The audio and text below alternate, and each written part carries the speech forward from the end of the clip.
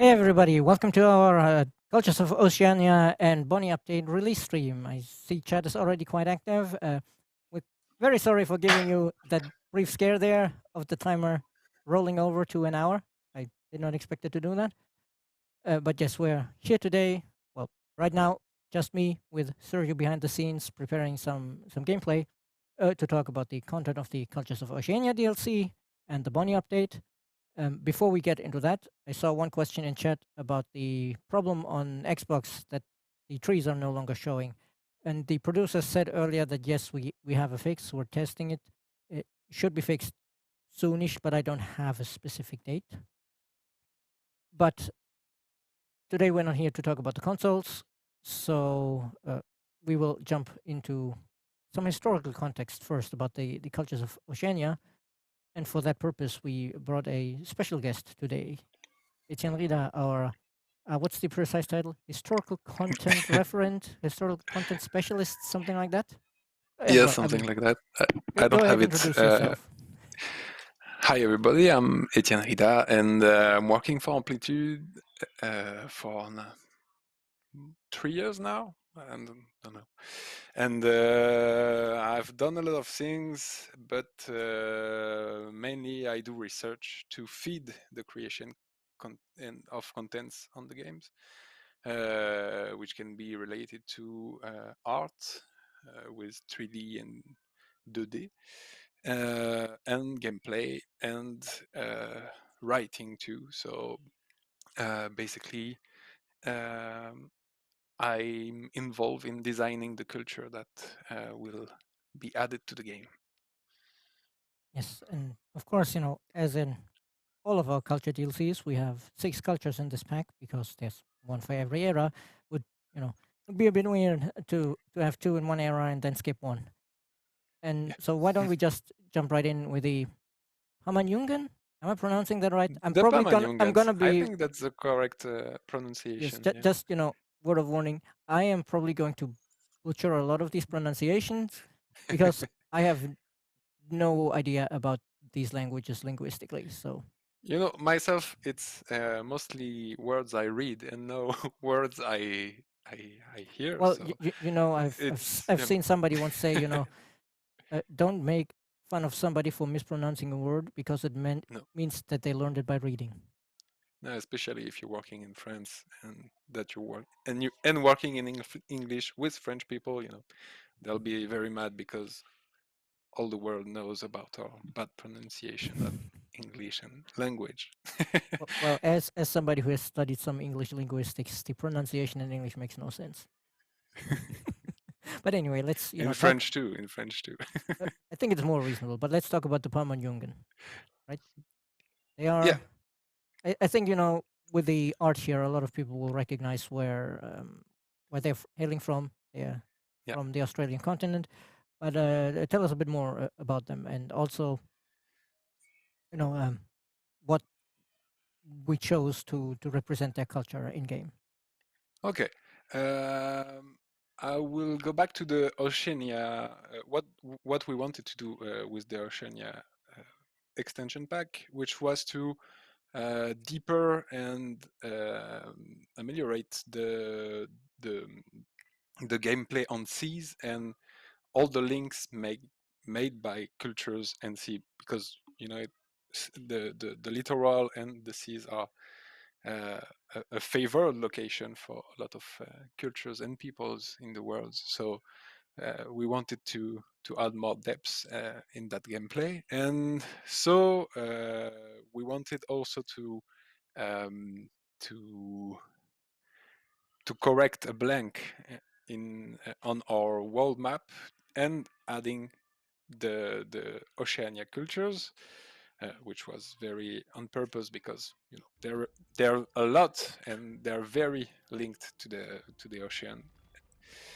And for that, we choose the Pamanyungan for one reason, and main reason that was because we want in era one, Polynesia was not settled, so we had to look everywhere in the Oceania, the elsewhere in the Oceania continent, and so we decided to represent what's an Australian culture in Australia, and because it was settled way earlier than the rest of the Polynesia.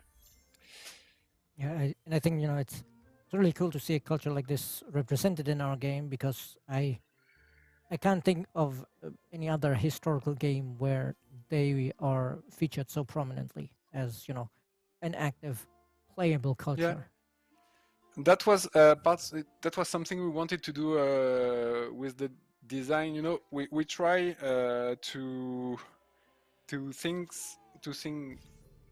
of ways to put in a bright position cultures that are not urban and what you can think of when you think of games, for Mm, 4X games, for yes, instance. this. You will think about the Egyptians, the Babylonians, very urban cultures, and we already did something like that with the African expansion pack, Cultures of Africa, uh, and representing the Bantu for Era 1 without, Mm, yeah, I with, think we always have that tension of we want to represent the lesser represented cultures, but yeah, at the same time we do need to put a little bit in each DLC of cultures that people recognize, so that they have something yeah, to hold on to. yeah, and the cultures of Australia are well known and renowned in the world. So Yeah, this is we thought definitely. it was also interesting to put them in the game and Yep. to add a different gameplay. Yeah, and I think definitely when they see what the cultures and what the culture is, a lot of people will recognize these people for Mm, who they represent, but the name is something that a lot of people will yeah, will not know. And we had similar issues before with like the Haudenosaunee. A lot of people were like yeah, the who, because the word Haudenosaunee was not used so much in English before, or German, for example. yeah. Uh, but of For the course, it's Pamanyungans, nicer to have a more well. it's We, it's not all about flavor. It's yes, for the Pamanyungans, it's like we did with the Bantu. Since it's not culture that on which we have a lot of material, archaeological culture on which we don't have a lot of material, and especially we don't have any things written on them for this epoch. We have to look for the data where it is, and for the uh, era 1 cultures of Australia, we have research on the evolution of language and the culture through the reconstitution of we call them proto languages. It's exactly the same we did with the Bantu, mm, reconstructing a language based on what we know of the language they used, and it's the same we did with the Pamanyungan, which is a family, a language family name more than a real people's name, and we did that also to avoid naming them aboriginals, because it's a word that has been it used is a it is a lot, very charged word. Let's face charged it. word, and it's also have been used a lot to describe uh, people that are still living, and Yeah, naming a culture that was there 4,000 years ago, the same name as people from the 50s, 60s, 70s, it was a bit of a problem for yes. us. So, I mean, so to be fair, we do have that problem with like two separate Egyptians in game. yeah, but but no, that is kind of what I was getting at with the how some some names, were assigned to these people from outside, and the people themselves might, not like that name. So it's always difficult, and it gets more difficult the further back in time you go, as you say, because we don't have written records. We only have traces of Archaeological, the yeah, archaeological traces of the language development, and yeah. it's reconstructing, and so it gets very difficult. But to say a bit about the design side of the Department Jungens, as we've seen on the culture card, they are an estate culture, and their legacy trait. I don't remember the name of the legacy trait. Storied lands, I believe, gives bonus influence on natural wonders, and also bonus influence for landmark parts, which some people might now go, wait, what are landmarks? They're the little areas on the map you can find, forests, rivers, whatever, that get a name on the strategic view, on that painted map view. And so far, they were purely cosmetic, and this is the first culture that interacts with them, and they get influence from that. Mm. And is there like a historical connection for them to be aesthetes and have this, influence coming from, the special places in the land?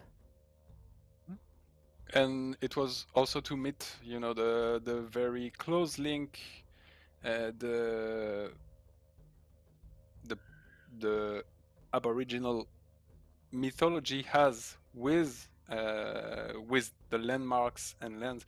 It's something that's passed through times, and that has been very, it's still very very living nowadays. And with the mythological stories, we have we also can uh, retrace how the people interacted with their biomes. Yep. So I guess let's move on to the Polynesians then, because I think we've already spent quite some time on the Department Jungen, maybe more than we actually have in our schedule. But Yes. it's fascinating to see them in the game. The Polynesians, Mm, I suspect that is one of those names that a lot of our players will recognize, mm. since they're quite famous for their achievements of traveling across the oceans and colonizing, or well, settling, whatever you want to call it, various of the islands there, right? Yeah. And that's With the that's why they're expansionist, I would guess.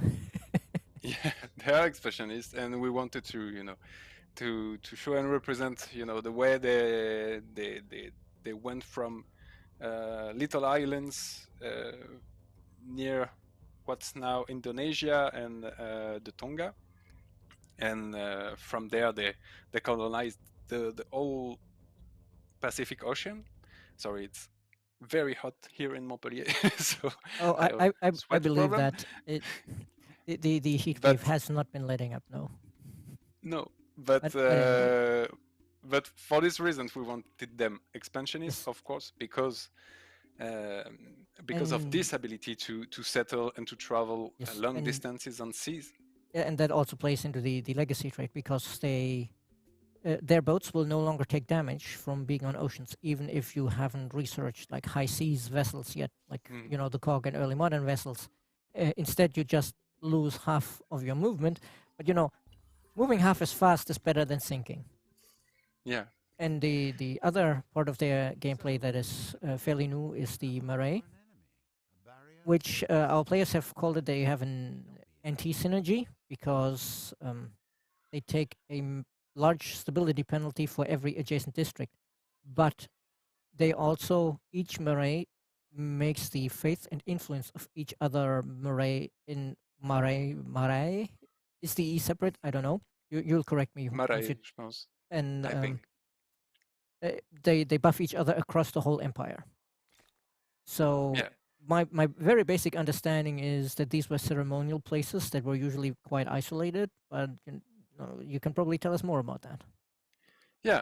Um, it's part of the Polynesian culture and Polynesian history to have settled on very huge spaces, but to have kept a lot of contact between them. And you can see that in the Marais frequentations, there were, big Marais where I will not say, religious sites, but there were, you can call it a religious Well, site, that's why and I said ceremonial. ceremonial site. Yeah, Not every ceremony is necessarily religious. yeah.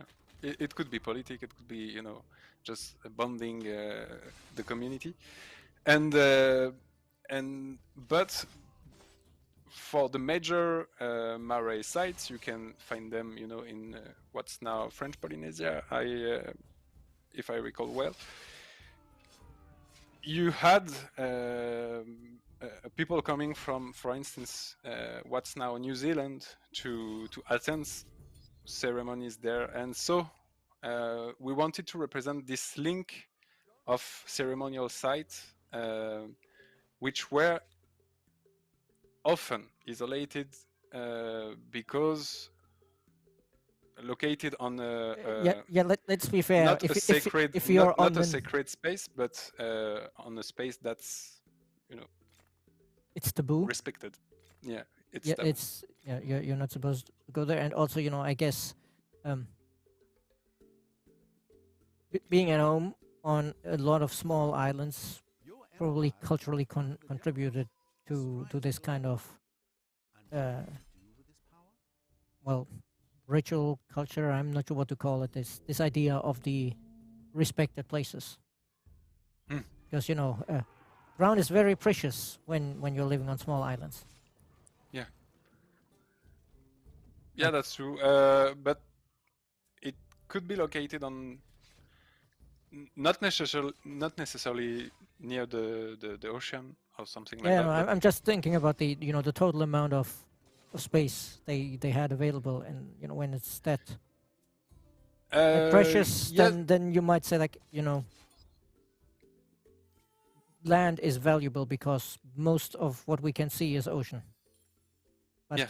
I'm no expert But on ocean land. is also a part of the land, so and that's Yes. why the Polynesian are represented with this ability to travel and to seek for land, because there were also great settlers, and often when they were seeking for, all these small island in the ocean, in the middle of the ocean, it's quite often very poor in resources, and they tended to settle in an island with a lot of food they could transplant from one ecosystem to another to be to can survive there.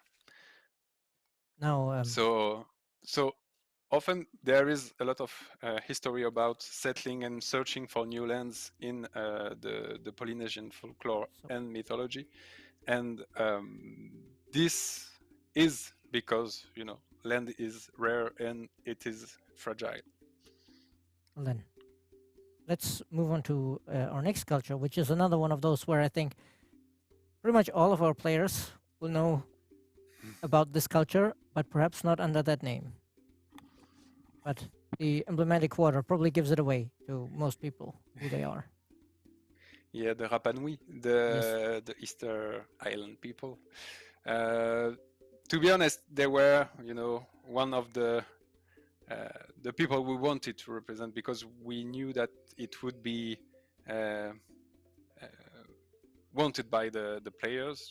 They are quite iconic. Everyone knows their moai and their huge statues uh, that have been seen by a lot of people now, and we wanted them represented on the game, especially also because they fitted well the our needs for the third era, and because they were perfect as a building culture, a culture of builders, uh, and the the the most problematic things we did with the cultures in the game were to have, you know, the Rapa Nui and the Hawaiians are Polynesian cultures, and we wanted to find something to differentiate them, and so having big landmarks like that was very useful for them, Yes, for us. Sorry. and also with how very emblematic the Moai are for the Rapa Nui culture, we've actually done something special with these because they're the Yeah. first emblematic quarter in the game that you can, for lack of a better word, upgrade. So after you've Yeah. built your Moai, you will have access to a in game. It's just called the Moai 2 and later the Moai 3, so that you can increase the yield on the tiles. So they're actually very good in small confined spaces, I guess, and the yields increase by quite a lot after you've completed the Moai over the 3 phases. It's 15 food, faith, and influence, I think. So that's quite a bit of Mhm. output. But they also receive their legacy trait. They get a bit of industry from coastal waters, which is nice.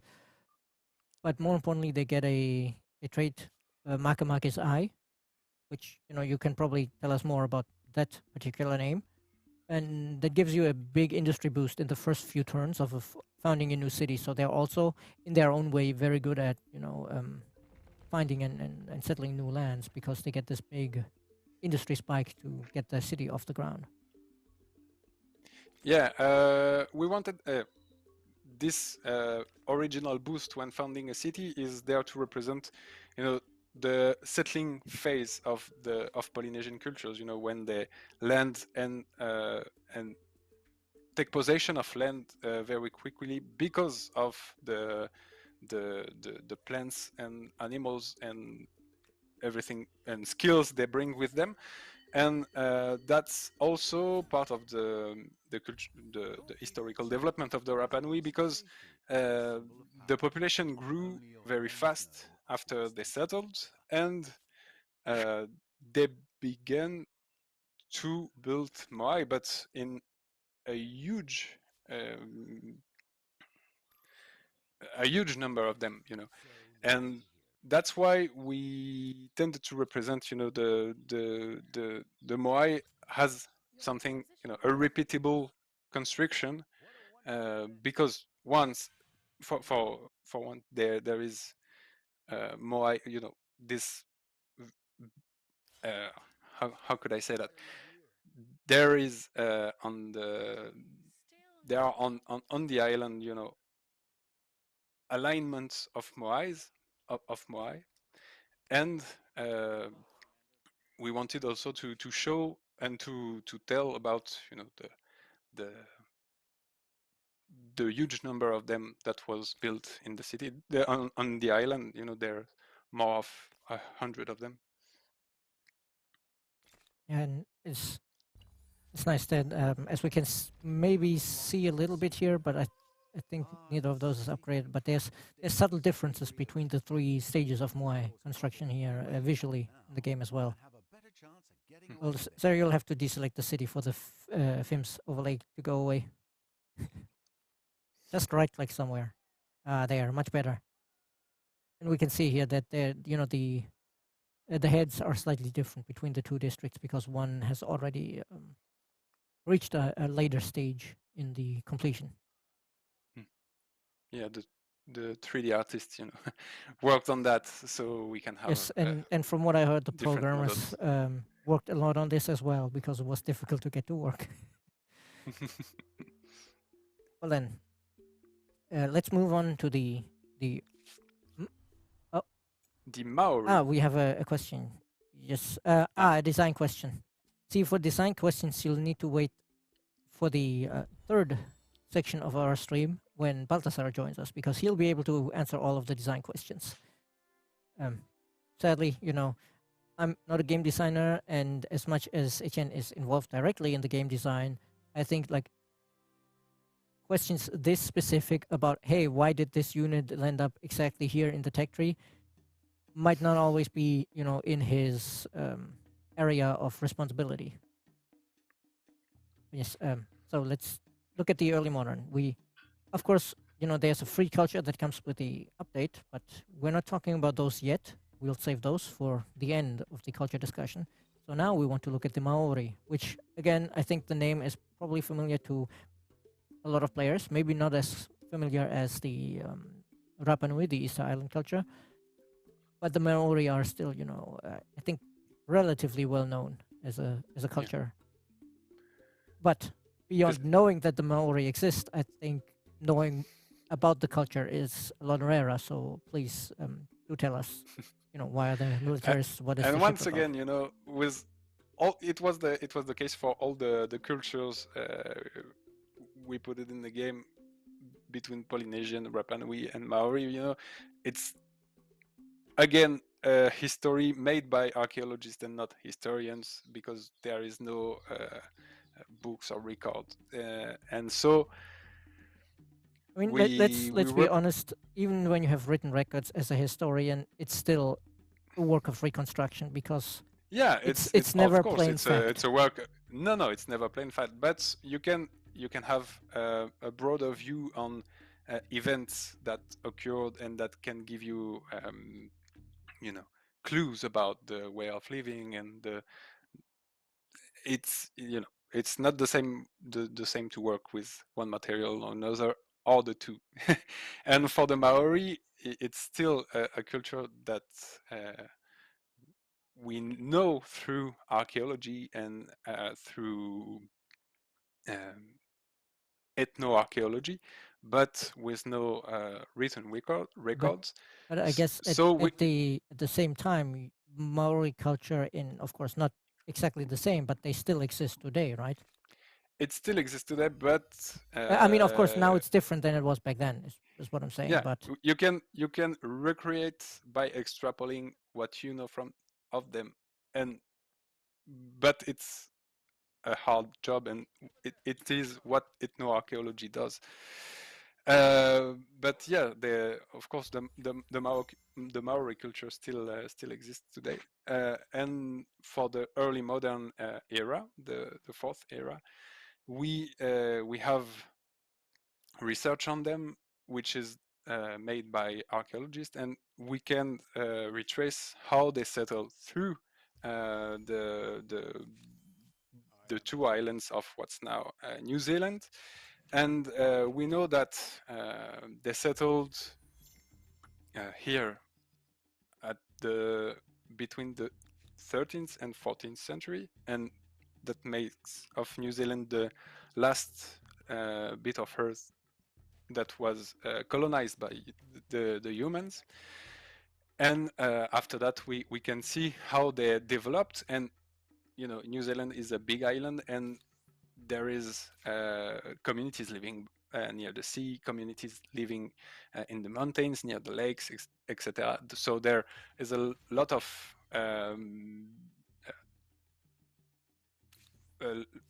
way of living in the Maori culture. And what we represented with them was the special social construction of this culture, and how has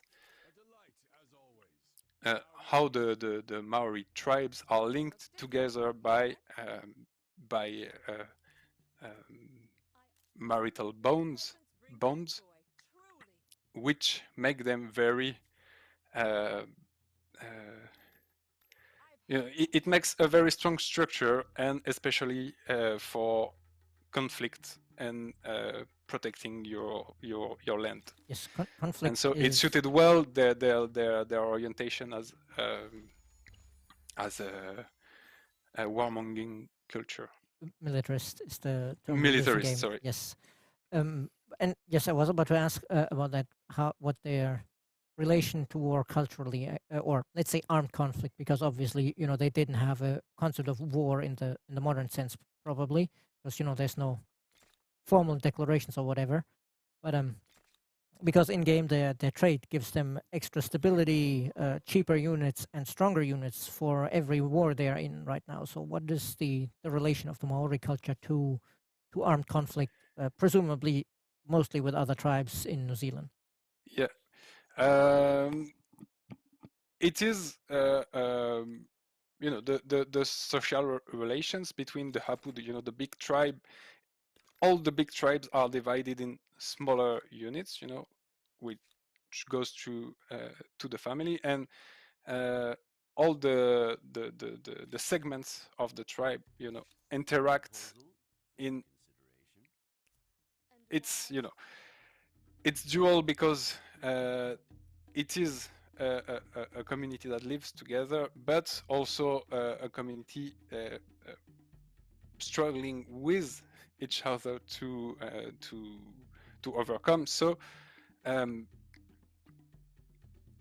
within the culture, sorry, it's a little a little bit complicated for me to explain it in English. I mean, But within the community, you have these bonds that makes the alliance and the how do we say that in English?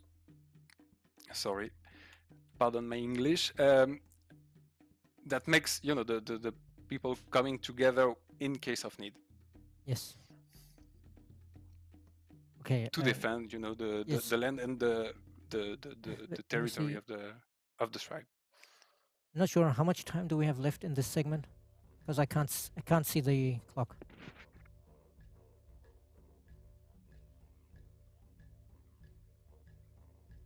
23. Oh, then we have plenty of time. Okay, so we don't need to rush too much. Then let us take a brief detour, because I've seen the question in chat twice now.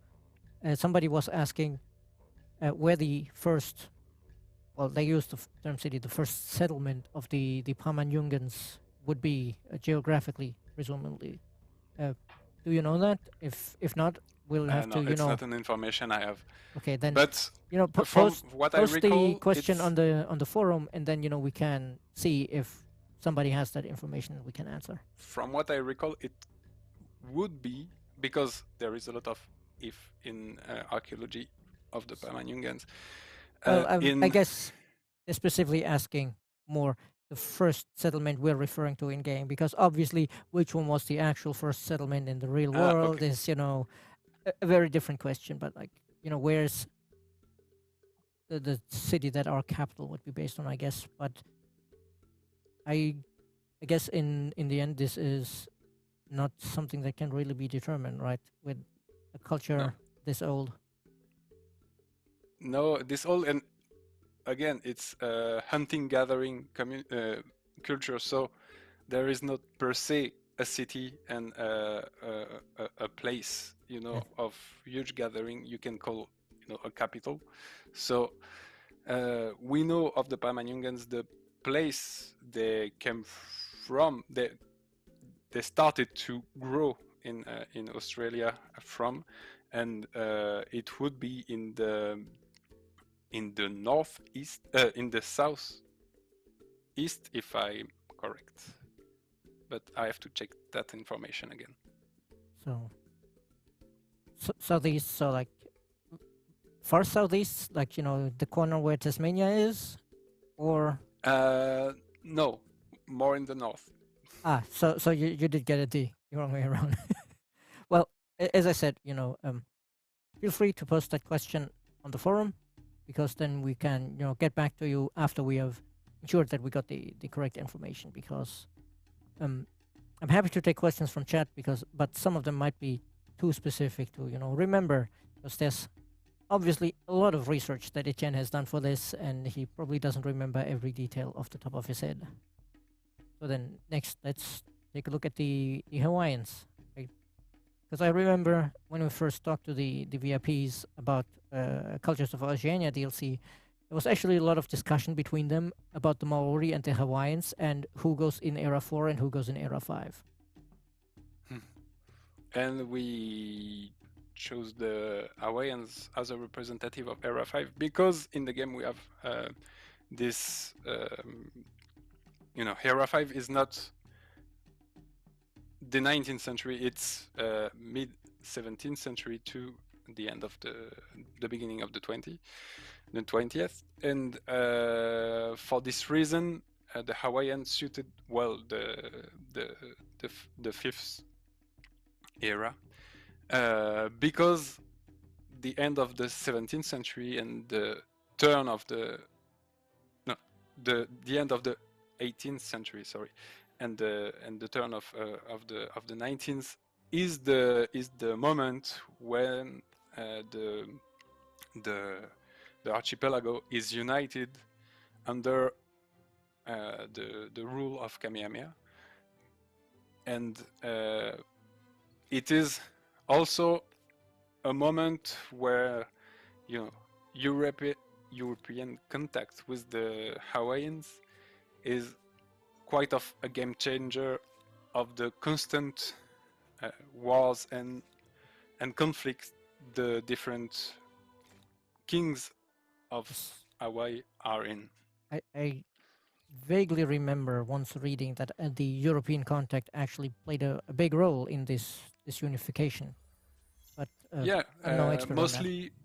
mostly through introducing in the archipelago gunpowder and rifles, which became very used by the armies of the different sovereigns of the islands, and that's what we represented with the The core the warriors, the emblematic the unit. unit, yeah, the emblematic unit, because they are riflemen and not something else. Because in the beginning of the 19th century, there is already a big use of fire weapons in Hawaii. And on a more peaceful side, of course, we have the emblematic water here, the Loco Guapa. Loco Kuapa, yeah. Yes, which is a sort Which is of a fish ocean pond. fishery, I guess. As in, like, you build it coastally. It's not like an inland lake.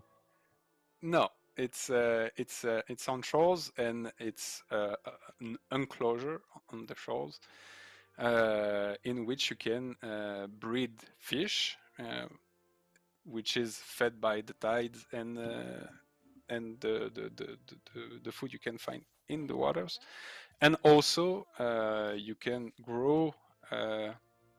How do you call it in English? Seaweed. Yes. Which Seaweed is the right word. which is something that's important in the Hawaiian diets. Yeah. So I guess, we wanted to have more than a fishery, something else that represent this link of a culture with ocean, and not always having this, the sea and the ocean equals fish kind of logic in the game. I mean, interestingly enough, we do have two fisheries in this DLC, because the Pamanyungans do get a fishery as the emblematic district as well. But that's kind of why I was pointing out their fishery is a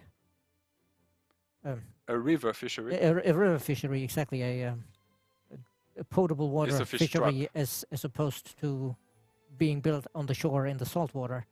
So there's a bit of contrast between those two. Yeah. And very useful in early game. Oh yes. The players will notice that on this map there's a bunch of rivers, because I wanted to be sure that we could show off the Pamanyungan fishery, which, obviously being a river fishery, can only be built on rivers. So I had pushed the rivers up to the highest setting, and oh boy, were there many rivers. So painful game starting, because you had to cross them every time you wanted to move across the map. Yeah, it can be a little bit painful, but on the other hand, the food of these cities is absolutely crazy, between the Pamanyungan fisheries and the pa of the Maori, which also exploits the food around, because it was, fortified settlement that obviously included civilian population. And then, we have these as well, and there's just so much food you can make if you have a coastline in this DLC. And then I guess let's go for the final culture, which The I know, final culture, yeah. well, not quite the final culture, but the final culture of the DLC, which I think might have surprised some people, but I've also seen some people being quite happy to see the New Zealanders being represented in Hmm. the 4X game. And it's not hard to spot for players of the game that their unique twist is that they get two emblematic quarters. So can you shed some light on the choice of these two quarters, and also why two quarters instead of a quarter in the unit? For the New Zealanders, the tricky part was to have a culture that that is not the Australian we already have in the game. So to difference them of the of what we already have, we choose to represent their link to the ocean, which was the common goal of this uh,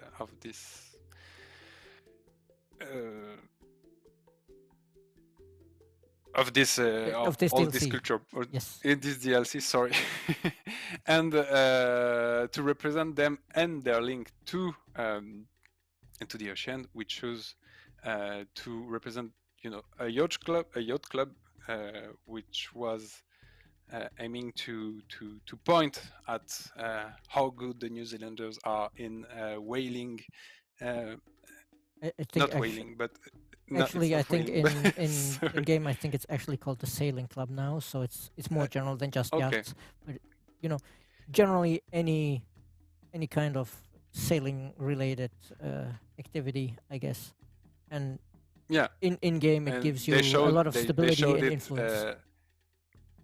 They showed it in the Olympic Games, and they showed it again in a lot of international contests of regattas. And Well, before we move on to the polar base, because you mentioned the connection to yeah, the oceans, and it's not seen here, but we should mention that this connection is also reflected in their legacy trait, because they get a legacy trait that gives them bonus signs on any coastal water tiles you're exploiting, and it's quite a lot of signs you get from those coastal water tiles. So yeah, and they already because get good science game from there, and then of course they have the polar bases. and the polar base was to represent the polar base they have in the Antarctic, because it's the case since the 50s, and they have invested a lot of human power and research on researching about the Antarctic and the polar biome, on to highlight how the life is organized there, and also to know more of the structure of Antarctic by itself. So having a quarter that can exploit all the polar tiles in the game Yes, was important for us, and it was a good way to do it. and very specifically, this quarter gives you signs for adjacent sterile terrain, which our place now normally doesn't give you anything. So you can really, if Yeah. you have actual Arctic regions with the snowy tiles, ice tiles. I don't remember exactly what the tile is called in game, but the ones that don't have any yield under pure white snow. Um, yeah, the polar base there gets you a lot of science, because the Antarctic is, research-wise, it's fascinating. Like not just the biology, but even like stuff like meteorology, because there's like meteorological data you can figure out by taking a course of the ice shelves there and stuff like that, and observations of the climate and all of that. So it's a treasure trove of scientific research down there. Mm. But of course, it's an awful place to live.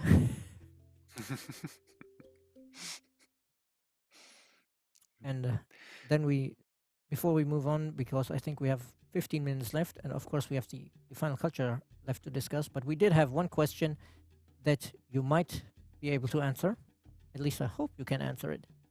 If you had the chance to add a seventh culture Hmm. in this DLC, Uh, that's Oceania themed, okay. obviously. Is there any you would love to see? Yeah, maybe it would be the Tui Tongas for the third era, which was a thalassocratic empire built around the Tonga Islands I guess in the for the medieval benefit of time. chat, thalassocratic means that the ocean was very important in their empire. Yeah, it's an empire through the ocean. Like Venice was called a thalassocratic empire too in the fourth area, fourth era, and yeah, the Tuitonga was a very strong and very organized empire, and I would have loved them in the cultural pack in the DLC. Okay. And then another question we had gotten on the forums, actually, as you did the research for this DLC, did Yeah. you discover anything that surprised you? Yeah, actually a lot. On the Pamanyungan mythology that was reconstructed through research, also because the main base is what we have recorded from the 20th century onward. I learned that some of the main myth of how the land was transformed by the action of divinities was related to a meteorological event that you can actually reconstruct through research and archaeology. Digging in lakes, seeing the layer, and possibly analyzing how the weather and the climate changed in some area. So this was a very interesting point. I didn't know. Working on the Rapa Nui too, I could because I'm not an expert on all this part of the world. No, but I you know, was I left. I, I suspect you talked to a lot of experts for this research. Yeah, and I read a lot of what they wrote, but there is still a very commonly the Jared Diamond theory on how the Rapa Nui not disappeared but collapsed as a culture is still very famous in our societies. They built too many moais, so they cut all the trees, and they were left without trees and food, and so they collapsed. This is a very commonly spoke theory, and it has been proven wrong by archaeologists who showed that the disparition of the forest on Rapa Nui was maybe something that occurred because the men settled in the island, but that the Rapa Nui overcome this problem, which was caused mainly by uh, environmental transformation at this time. So it's more complex than the simple theory pulled by Jared Diamond in You his know, book. you know what they say. Every model is wrong. Some are useful, Yeah. but if it's too simple, it's usually perhaps a bit too good to be true.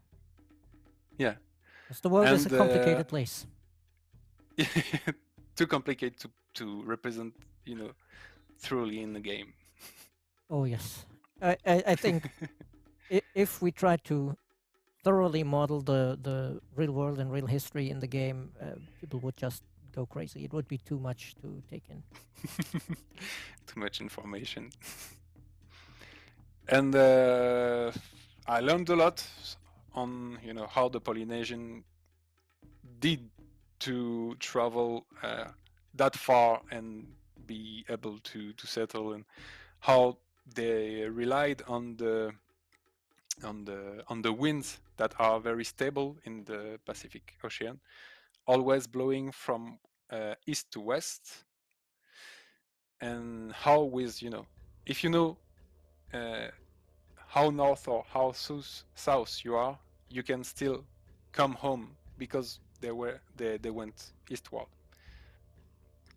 I mean, So I that's mean, what that was there's something very cool. there's that, but also I personally think the fact that they were able to navigate is Yeah. quite impressive because navigating when you don't have any real reference point is very difficult, and it's a problem that in Europe was only really solved when somebody invented a pocket watch that will be stable, so you could have a definite reference of your time for navigation. Hmm. And so the fact that they were able to navigate between these often faraway islands in the Pacific, I think, is quite impressive. Yeah, it was unfortunately something we could not represent in the game, but it was Polynesian, and Polynesian cultures were culture that could read the sea and interpret what they see, the shape of a cloud, a bird they saw, and the way the waves breaks on the hull of the boat. They could tell a lot from this and never be quite lost in the ocean, and always knowing that they could come back if Yeah. needed. I mean, Of I course, they were guess not always successful, but yes, but I it guess was in a in a lot of very simple way we do represent it in that the ships don't get lost at sea. They get the yeah. status, but they It's don't sink. they don't think, but the ability to interact with the ocean and with the water was more subtle and more complex that it could Yes, be put in subtleties the game. are always lost in the abstraction of a 4X game. Yeah. Well, So this was some example of the things that I keep as something I discovered through this game content I researches. I imagine because I don't know what your specialty is, but given that we've had three different culture packs now, Mhm. plus the expansion with a variety of cultures, I imagine every time we worked on one, you discovered new things because Yeah. nobody can be an expert on the history of every place in the world. No, actually, I did my my studies on the contemporary Middle East, so it's far from home for me. Yes. Well, and then let's see, we have about 10 minutes, so let's take a look at the free culture, Yeah. the Caribbean pirates. Yeah, the And Caribbean pirates. first, I'll start with a couple of words about the gameplay effects. So they're militarists, so they can raise militia. Their trade gives them bonus yields when in their capital. No, in all of their cities, I think. For every army that is poaching another trade route. So you're really encouraged to actually go out there and do some piracy and steal the resources of other people. The Buccaneers, meanwhile, since they're sharpshooters, they kind of set up a target for your other units. They deny them the forest and fortification bonuses. And the sloop is an escort ship, so quite fast, good vision range. Not as strong as a ship of the line, but their special ability gives them a big boost when they're within like half range. So they Hmm. they can stand their ground if they get caught stealing some copper, iron, or whatever else, maybe silk. But here's the big question I've that's come from Steam: why the Caribbean pirates as a culture? Because there's a lot of people who are disagreeing that this could be described as a culture. Uh, I can see them as a culture because for me they represent for the early modern time, uh, a part of what became, the Caribbean culture. The Caribbean Ocean can be seen as, a Mediterranean sea, a sea that comes together the people that are living on its Shores. shores. Sorry, and what we've seen in the early modern era is people coming from South America, the Caribbean, Europe, and Africa coming together and interacting with each other. Of course, there were, political relations, but there still is, a culture of the Caribbean that brings together even the island that are not speaking the same language nowadays, and I think that was born before the arrival of the Europeans, but it it it added one layer to this mix, and also the pirates as a society or culture can be seen as a group that was bound by rules that were recognized by each other. So Yes, chat. Somebody in chat just said, they had a sort of code, some kind of yeah, laws that most pirates followed, and in that yes, it's sense, yes. informal laws, but Would you still say it they were is. more of guidelines rather than rules? Yeah, probably when you are when you are pirating, I think you more follow guidelines than rules. So And for these reasons and for also gameplay reasons, there were an obvious choice for us. yes, and also, let's be fair here. It's just kind of fun to pick a pirate culture Yeah, and go raiding your it neighbors. was also for the fun because there is this big there are a big image in the people's mind because of a lot of movies, books, Mm, and a lot of things yes, that we were we grew with them, and so they are a very strong image that was very cool to put in the game.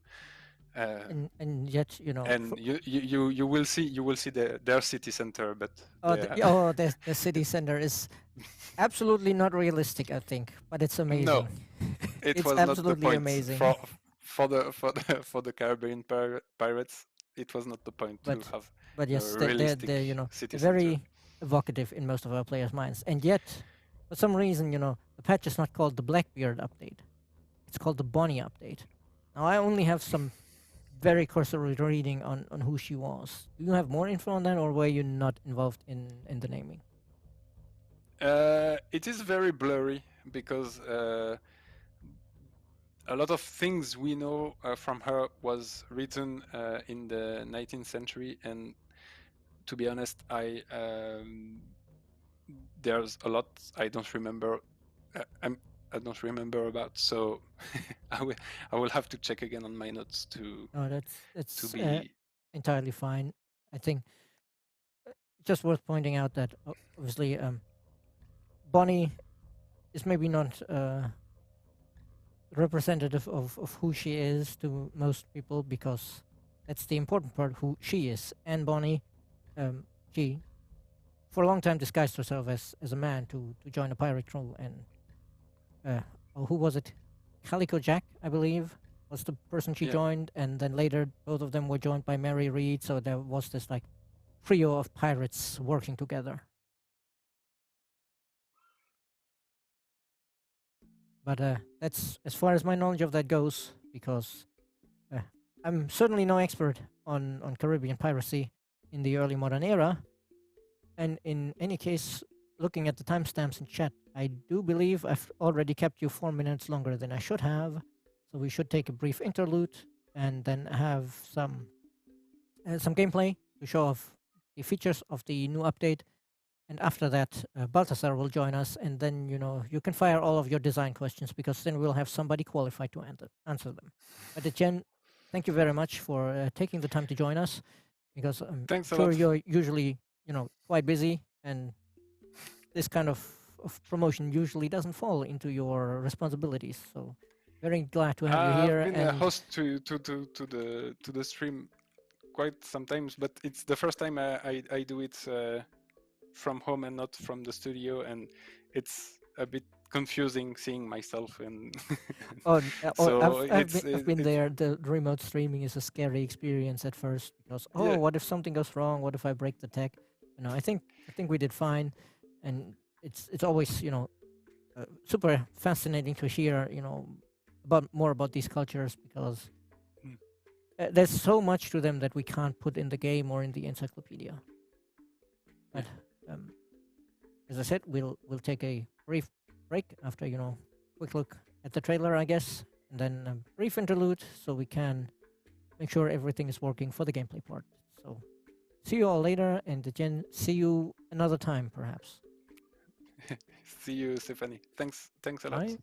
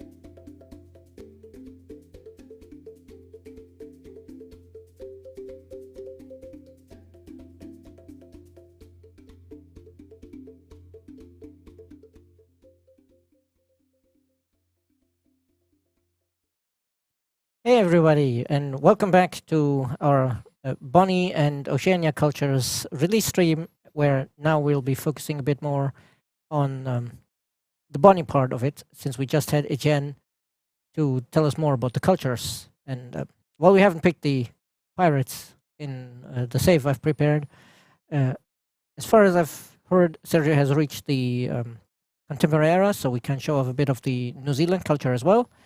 And obviously, we want to show off a bit about the trade and the improved naval gameplay and all of that. And I guess, on that note, speaking of showing off the trade, I guess, Sergio, when you're done placing a bunch Yes. of sailing clubs, zoom out a bit so we can see a bit more of the trade screen at once.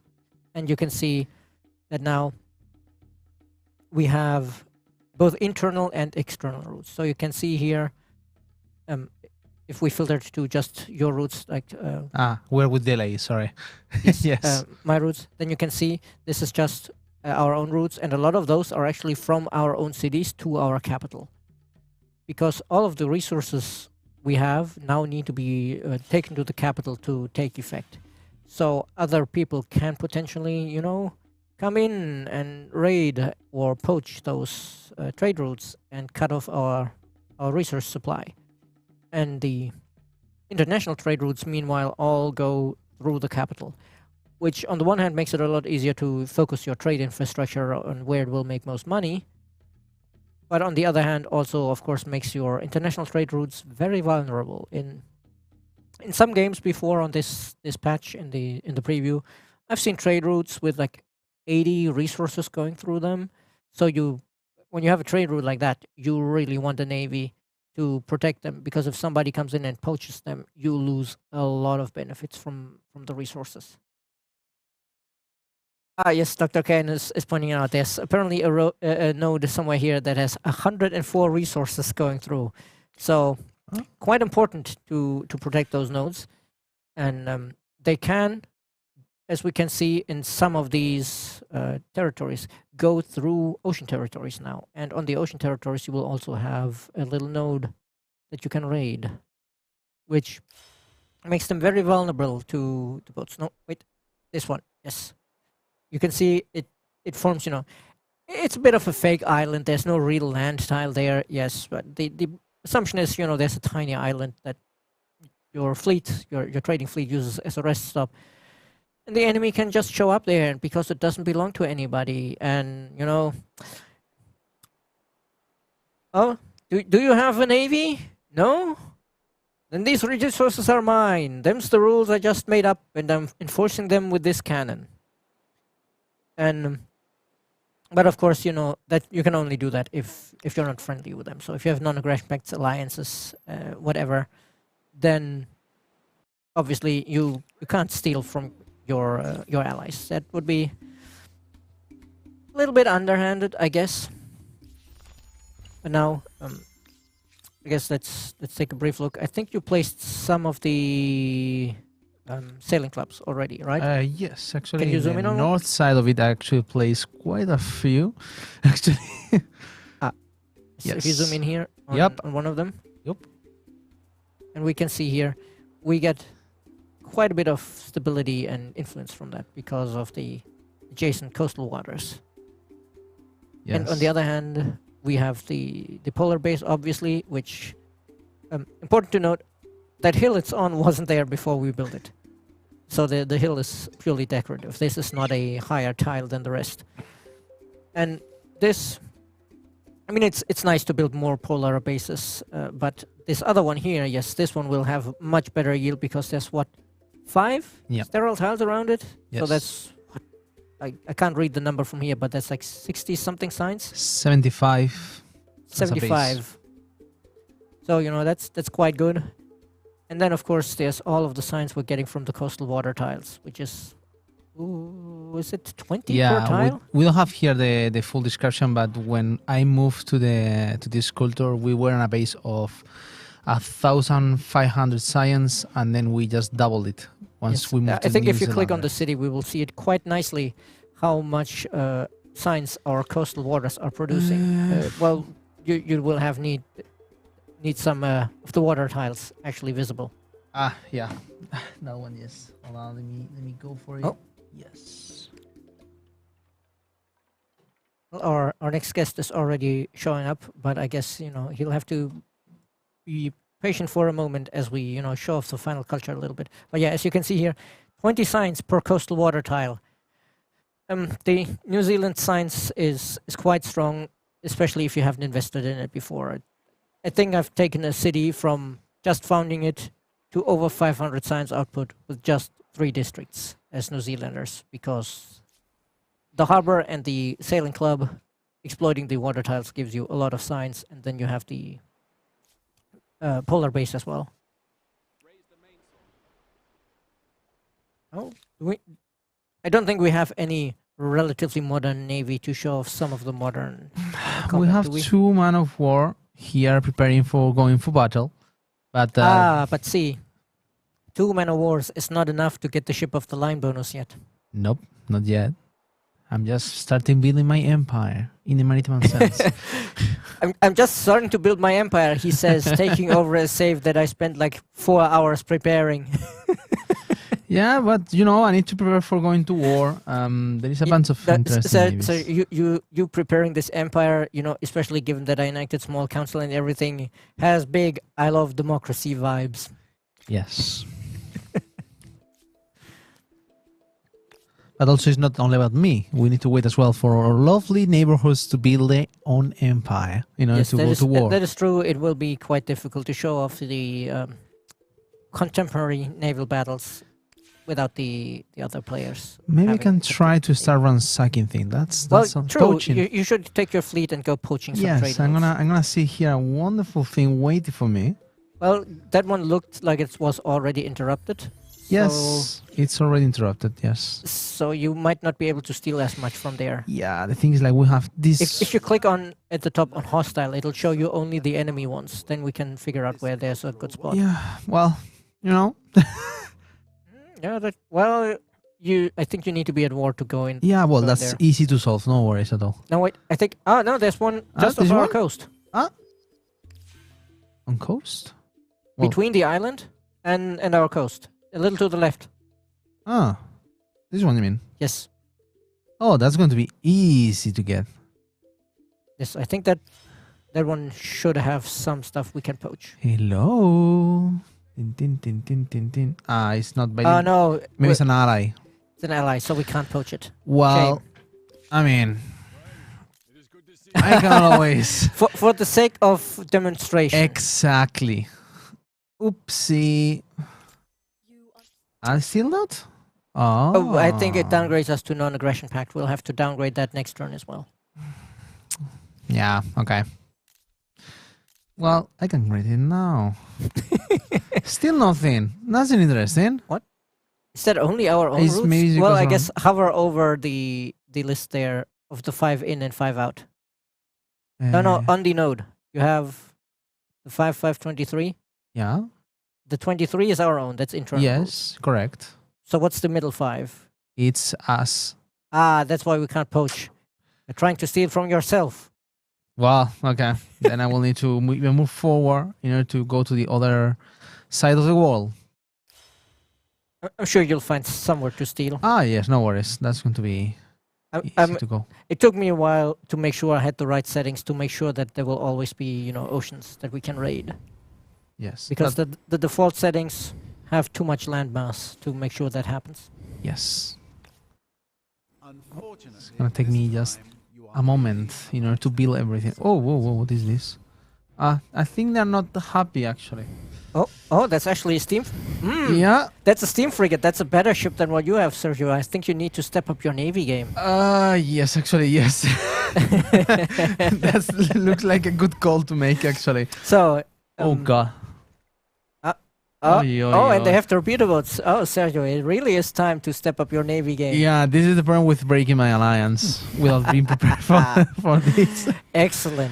I didn't plan it, but this is working out quite nicely, because if they have torpedo boats, we might actually get to show off some of the new combat mechanics. Do you want me to try to do the battle? No, no. Even though I know I'm gonna be tough try one. to at least get industrial era ships yourself, because you'll probably I am a bit get your butt behind kicked schedule. if you try this.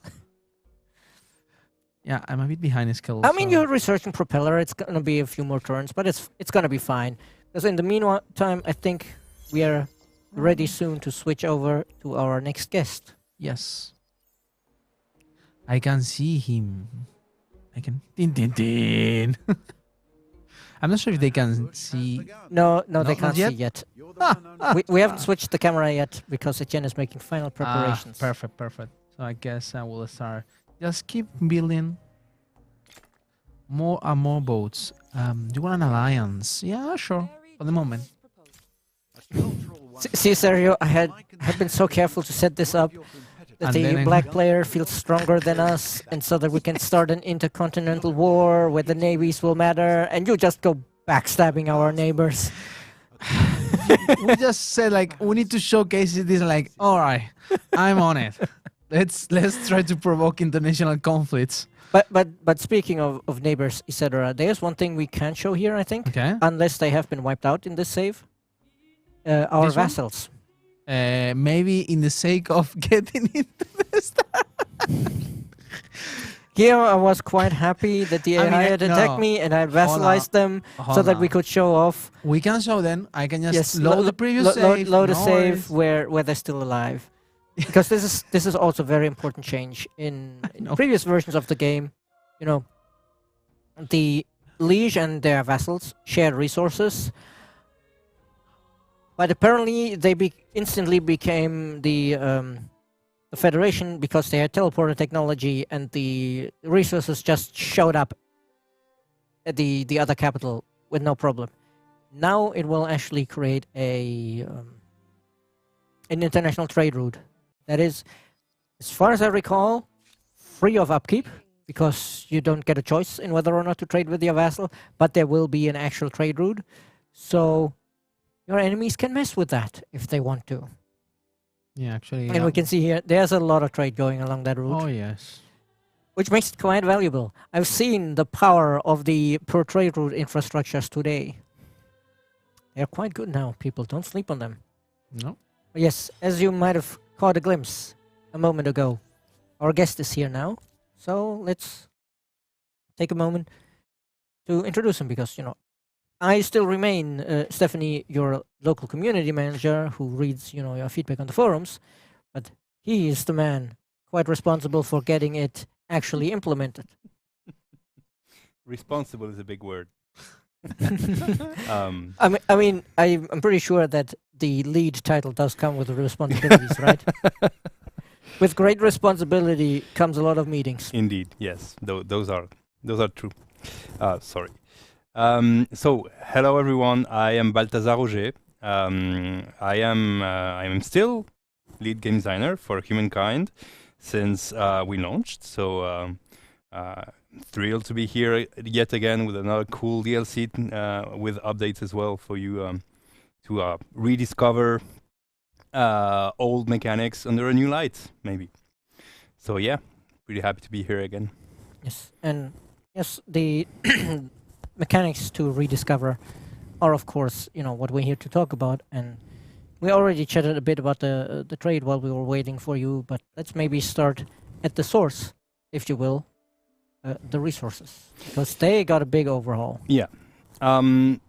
So all of the changes that we've made, they are sometimes I will go in like in different directions, because the changes we tried to make them as intertwined as possible, so that those mechanics kind of feel better integrated. So one of the first things we changed is that the resources actually now have each depot has several copies of accesses to them. So basically in quick game design terms, what we've did is change like systems that were very low variation. So you had like 1 or 2, etc. So players can now have a more varied amount of these, and also the amount can change so that trade is less like, okay, I buy one thing from you and that's a lot. and it's more like, okay, I can like choose. We have increased granularity. Right, more granularity, that's a term, and people can, hopefully players can choose where they want to sit, like is it a level of risk of depending a lot on this resources or less. And I think, you know, one of the new additions that this new granularity enabled is the various infrastructures that now have a bonus to the number of accesses you get on their deposit. Like, you know, which one was it? Was it the charcoal kiln? There's one industry infrastructure that gives +2 access on copper deposits, Yes. which before would have been insanely overpowered because the most you ever needed was 3. But now that, you know, what was the highest? Something like 18, I think, was the highest I've seen. It can get pretty wild. So now getting +2 on your copper deposit is, you know, quite possible, but it will still help you because of how the requirements are handled now. Yes, so that's that, as you say, kind of ties into another of the intentions that we had, was to bring up the value of infrastructures, which were a bit sometimes lackluster or very situational, that you didn't really care about one, because when we added the preview of the effect that you were going to get, it was like, oh, that's it. I thought it was going to be more. And then that's something also that we saw evolve since the last times we updated and made this change, and this kind of brought us as well near to bring them up a bit. We didn't do it because, I mean, that's not the main reason we did it. For resources to be like numbered as well, ties into obviously the infrastructures and having more room to express ourselves in terms of different bonuses and etc. But also in terms of like how the trade works and etc. That we'll get to that eventually. For the infrastructures, another thing that we did is that we also like had them tie back into the resources system. So we've changed some of the known infrastructures that were relating to mining and resource and stuff like that, and also like gave players a way. So you guys, sorry, it's the professional deformation of speech. Yes. Ways also to increase your current yields for resources that you already have through other means. So maybe you can like invest a bit on like improving your mining, and you get a bit more of strategic resources and a bit more of how like the luxuries like yield, etc., which you can sell, and so we wanted to add more variation on that as well. Of course, you know, it improves your trade routes if you have more access, but also Sergio was showing it earlier. Some players might have noticed that on some of the well, he's just solved the shortage. Yeah. But you can now have a resource shortage without it blocking you from building the unit or infrastructure, which before, you know, it would just show you the resource in red and be like, oh, no, bad player, you need 3 saltpeter for this and you only have 2, you don't get to build it. It could be very frustrating, especially if you pick the culture with a cool emblematic unit. That and depends then on that resource. And then you go in and you're like, oh, I'm short of the resource I need. Now, as long as you have 1 copy of each of the resources you need, you can build it, but it will be more expensive. And the shorter you are, the more expensive it gets. And if you have only like 1 of each resource you need, it's like roughly twice as expensive, I think, unless we change that formula. No, we haven't changed it yet. Yet. Because I know there was a lot of feedback about whether or not it actually makes an impact. Yeah. No, we haven't done any changes that. So yes, I mean, this is something that we went back and forth for a while, and so a little bit of background. This has always been something that we felt strongly that sometimes, like, I mean, in game design, you go, okay, this needs to be like important, and we want players to go trade with other players to get stuff that they don't have. So we want to make it strong. So if you're missing 1, then you can't do it, and you need to go get. But then the design intentions like collide with reality, and in reality, players just get frustrated by it. When you're in shortage, you go, no, oh, this is so bad. Why can't I just like do it in some way? Because I have like almost, and it's something that works like in real life. Yes, I mean, and when you close, maybe you can get like, okay, I'm missing the sense of the hamburger. Can you just, I mean, you know, not at McDonald's, but it's definitely. I think it was a source for many of the calls for a stockpiling system that we had. Yes. Because players just wanted to be able to say, "Oh, I don't quite have many iron deposits, but why can't I just save up for a couple of turns and then build the unit that needs Yes. the iron?" So that didn't feel as good as we hoped. And then, obviously, since we started collecting feedback, obviously, on this over the course of the updates and etc. And it is kind of maybe late to address this now, but that's how game development works. You can only do one thing at a time, usually. And it also gave us some perspective on actually how to avoid creating a whole stockpiling system, because that we even went as far as to try it in a awful prototype, and it actually didn't go towards the ideals, because then you had the stockpile, but the trading became actually super easy to fill that stockpile. So you could trade and, well, fill up your stockpile and then stop trading again, and then And I'm sure that if you go to a stockpile system, then suddenly you need to think about, but do we now need to introduce like resource upkeep, like, hey, does every tank consume 1 oil per turn because it Yes. needs fuel, and that kind of thing. yeah. Suddenly it gets very complicated and the programmers start crying. Yeah, it doesn't. I mean, I guess it doesn't get more complicated for players because that's something that actually exists already in games. But our game, I mean, the thing is always, if you look at the system in isolation, it's always easy to say, oh no, this is okay, this level of complexity. But the system does not exist in isolation without the rest of the game. Right. And so if you have to keep the player attention on all of the different systems, and player attention is a resource, Yes. I would say. So I'm obviously not trying to put excuses. What I'm saying is, doing that kind of change would have significantly also changed other aspects of the game that we maybe didn't want to change with this, and that would have been, I mean, if you had infrastructures that give you like bonus on each access that you have, does it scale with the rate that you earn deposits at? Does it scale Yeah. with the actual stockpile that you have?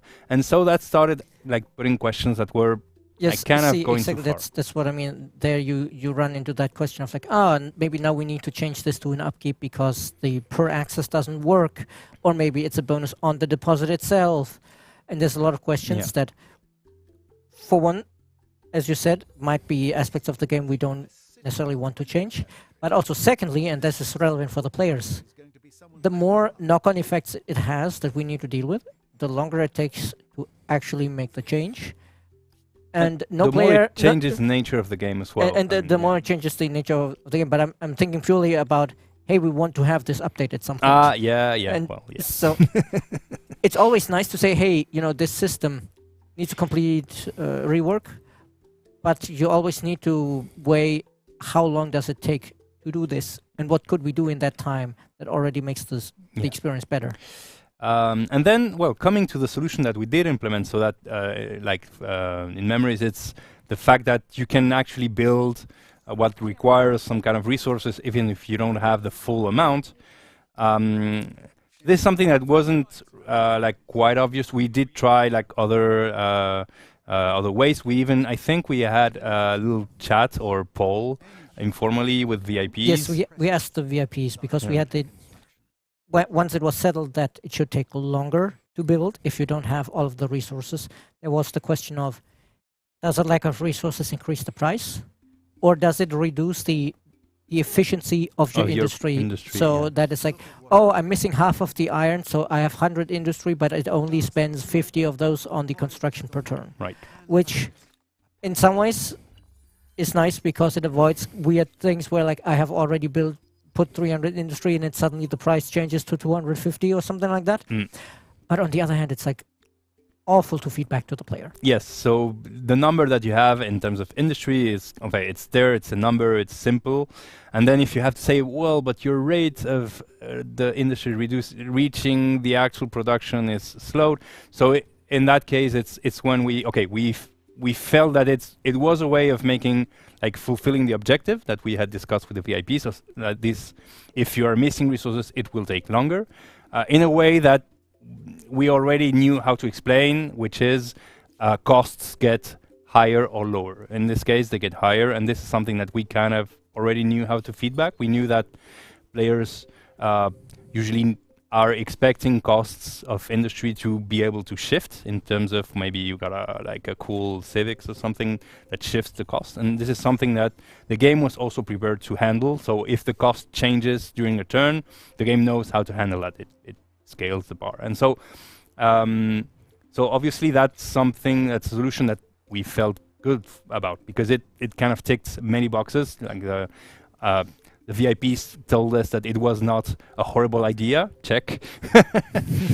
We are already kind of showing, or it's not something totally new that we do in the game, but it's something that familiar, but in a different way. Check. And it also allows us to obviously do the first objective, which is to reduce the pain that you feel when you're missing just one resources of the ones that are required. So. So in those regards, we feel that it's well, in game design, everything is a compromise, because you can't we can't sadly open our minds and have a fully developed game come out. I mean, even if we could, it would still not please everybody. Yeah, but then in terms of the cost, there are two things. In terms of cost, obviously this is something that you can mod. So there's a formula hidden somewhere that you, if you ask Stephanie, I'm sure we can help you pinpoint, and you can try in mods or have mods that are maybe more stringent or realistic with how to model resource starvation, and also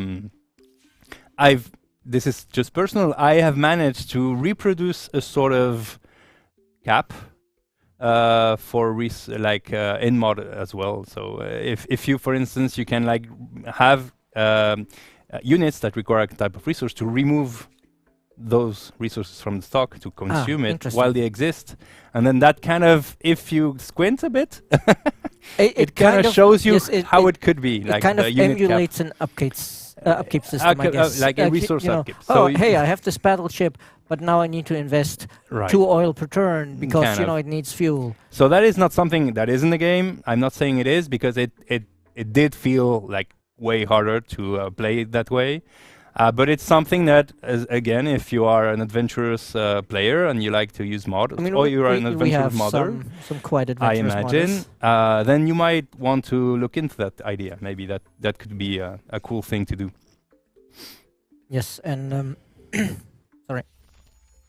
I guess with all of this talk of resources now, we should move on to the trade system. Right. So imagine this. So you have, instead of having just one resource, now you have 4 bytes. You have 12 of them, and you need to go to each of the little box and say buy. This was already a thing that I didn't personally really enjoy about doing. So you had to go, and if you wanted to buy, you had to open up the little drop down and then choose which of the resources you wanted to. So this is something that was cool. I'm not saying it was not cool, but in terms of the results and the time, we started adding resources as well, and just the amount of time you spent as a player on the all screen, of the little buttons. Clicking all the little boxes. That was not how we really envisioned it to come out. So we wanted to try again, and so. This is kind of we're entering a kind of domino moment where, talking about what we want to change about the trade kind of leads into the trade links and kind of. So I will try to land back on my feet in my explanation. We wanted this to be simpler. We wanted you to be able to go, I want to buy X amount of these resources, and this is even before changing the deposits. We kind of went from different angles. And so we went, but in the previous version, it was important which one you bought, because it could get, one deposit could get suspended or interrupted or ransacked, and another wouldn't. And so you had to choose kind of based on the geopolitics of the game, where you wanted to to choose and where you wanted to assume a risk. And that, like on paper, was super cool because you made big choices. But then in practice, players and even we, as when we played, you went for the closest one or to the first on the list, and really partly also because the closest one was always the cheapest, because it was ranked by cost. So you went for the cheapest one, which is the most important thing for you, and you went for the one that you needed, and you didn't want to go more. And then you went, okay, I need one more, but I'm really getting tired clicking all this.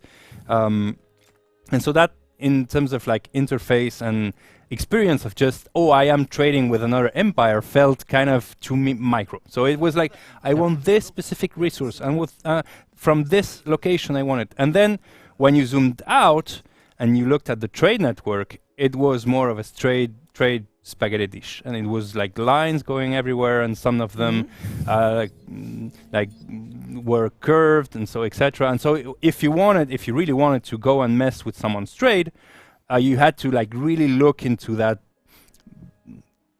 mess and choose where actually to pinpoint the thing you want to ransack. So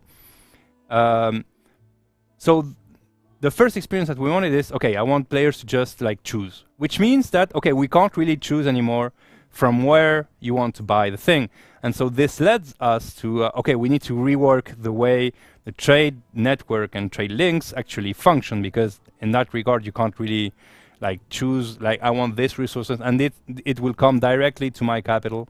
You can't really have that anymore. So this led us to the reworking of the trade links. And probably I am in the middle of my explanation somersault and waiting to land on my feet. So we set out to, okay, let's change the way the trade links themselves. And then we had another objective, because we were looking at this from different directions, was like, okay, how do you make like cool interruptions of trade?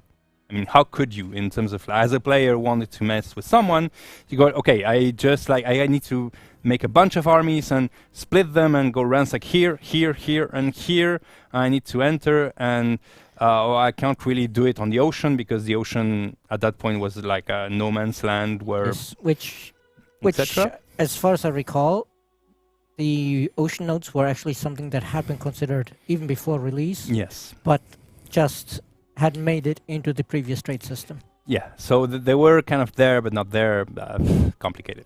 And so, well, actually what you want to do is to mess between the trade of two empires. And to do that, you actually, I mean, what's the best way? It's to make like a single point of failure that you actually, as a player, like an aggressive player, you want to be able to target.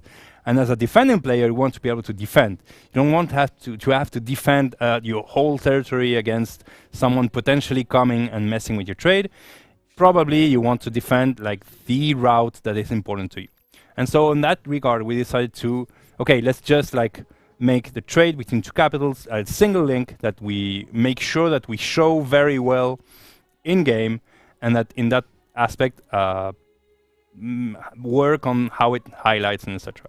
But then on the other side, you do want to have to retain this level of, okay, this deposit is in a bit of tough spot, or it's in a different continent, and you need to ship your uranium like to your capital, which is in another continent. So that's kind of another weak spot, and we wanted to preserve that weak spot. So we introduced the internal trade routes, which are those that connect, for an empire, their resources to their capital. And then those are also trade links that you can go and mess with, but in more like specific pinpointed way sometimes, because then what also happens is when you reduce the types of, like the amount of trade links, and you add the cost to them, which is another thing that, well, I'm sure you'll remind me to mention afterwards. But as you can see here, game design is a complicated subject. And then you go and you find that you are actually building these, like, how do you say, goulot d'étranglement? It's the funnel thing. Yes, yeah. It's you get kind of this spider web of your internal trade links all feeding into your capital, and then you have the main link over to the other empire, and they in turn have this spider web. So if somebody wants to mess with you, they could go for the international trade route, or they could just go and be like, oh, here's this one node where all of his uranium goes through, so let me Yeah. just steal that.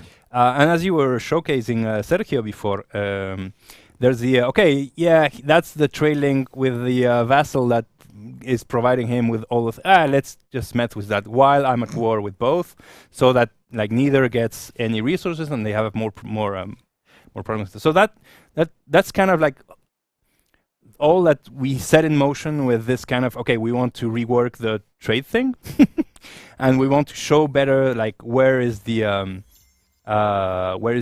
current specific like places you can mess with, and how do we show that better? How do we clear out the trade view that's not like a bunch of links? How do we create these choke points? I found the word that I was looking for. How do we create these trade choke points that you can go and either attack or defend, and etc. etc. So yeah, and I know that. Well, let's first quickly answer that question before I say my bit. Yes, probably in the version that I see Dr. Keynes asking the question. In one of the versions that you have tested, it may not have been free, which was a mistake on my part. But in the version that will release or has released, I think it has released. Okay. 47 minutes ago. Okay, great. So in that version, it is free. So you don't get like a huge money sink of having vassals and having the resources that you can't really modify. Sorry, that was my bad. I forgot. I added too late. But the one feedback we got a lot when we first released the preview of the new trade system was a lot of people were saying, but it doesn't really make sense that everything is shipped directly to the capital, and only then it becomes effective. And why is there no trade routes between your different cities and whatever? And that kind of goes back to what you were saying earlier. But this also needs to be readable. And we want a choke point. If you have this like web of internal trade where each one of your territory trades with each of their neighbors, then what's the point in poaching any of the nodes? Because there's so many redundant connections. Yes. And so it's kind of from a gameplay perspective, it's important to have that choke point to have a point of interaction for players not involved in the trade, right? It's like if and we'll talk about battles later. If we want big, cool battles, naval battles to happen, historically, where did they happen? They happened on the main shipping lines because that's where the action was. But see, that's the other thing I was going to say. Like main shipping lines, yes, because if you think about it, if you look at a map of like shipping lines of the real world today, you will see so much of it funnels into the Suez and into the Panama Canal. And so these kind of points of concentration do exist for geographical reasons, but since there's a lot of different settings for map generation, we can't necessarily guarantee that the map will create a choke point. So it's the capital that generates the choke point. But remember like Evergrande, that was fun. Evergreen. The Evergreen, yes. Yeah, that was awesome. A cool moment in history. Just it would be nice if we could stop having cool moments in history, please. The cool moments are happening way too fast.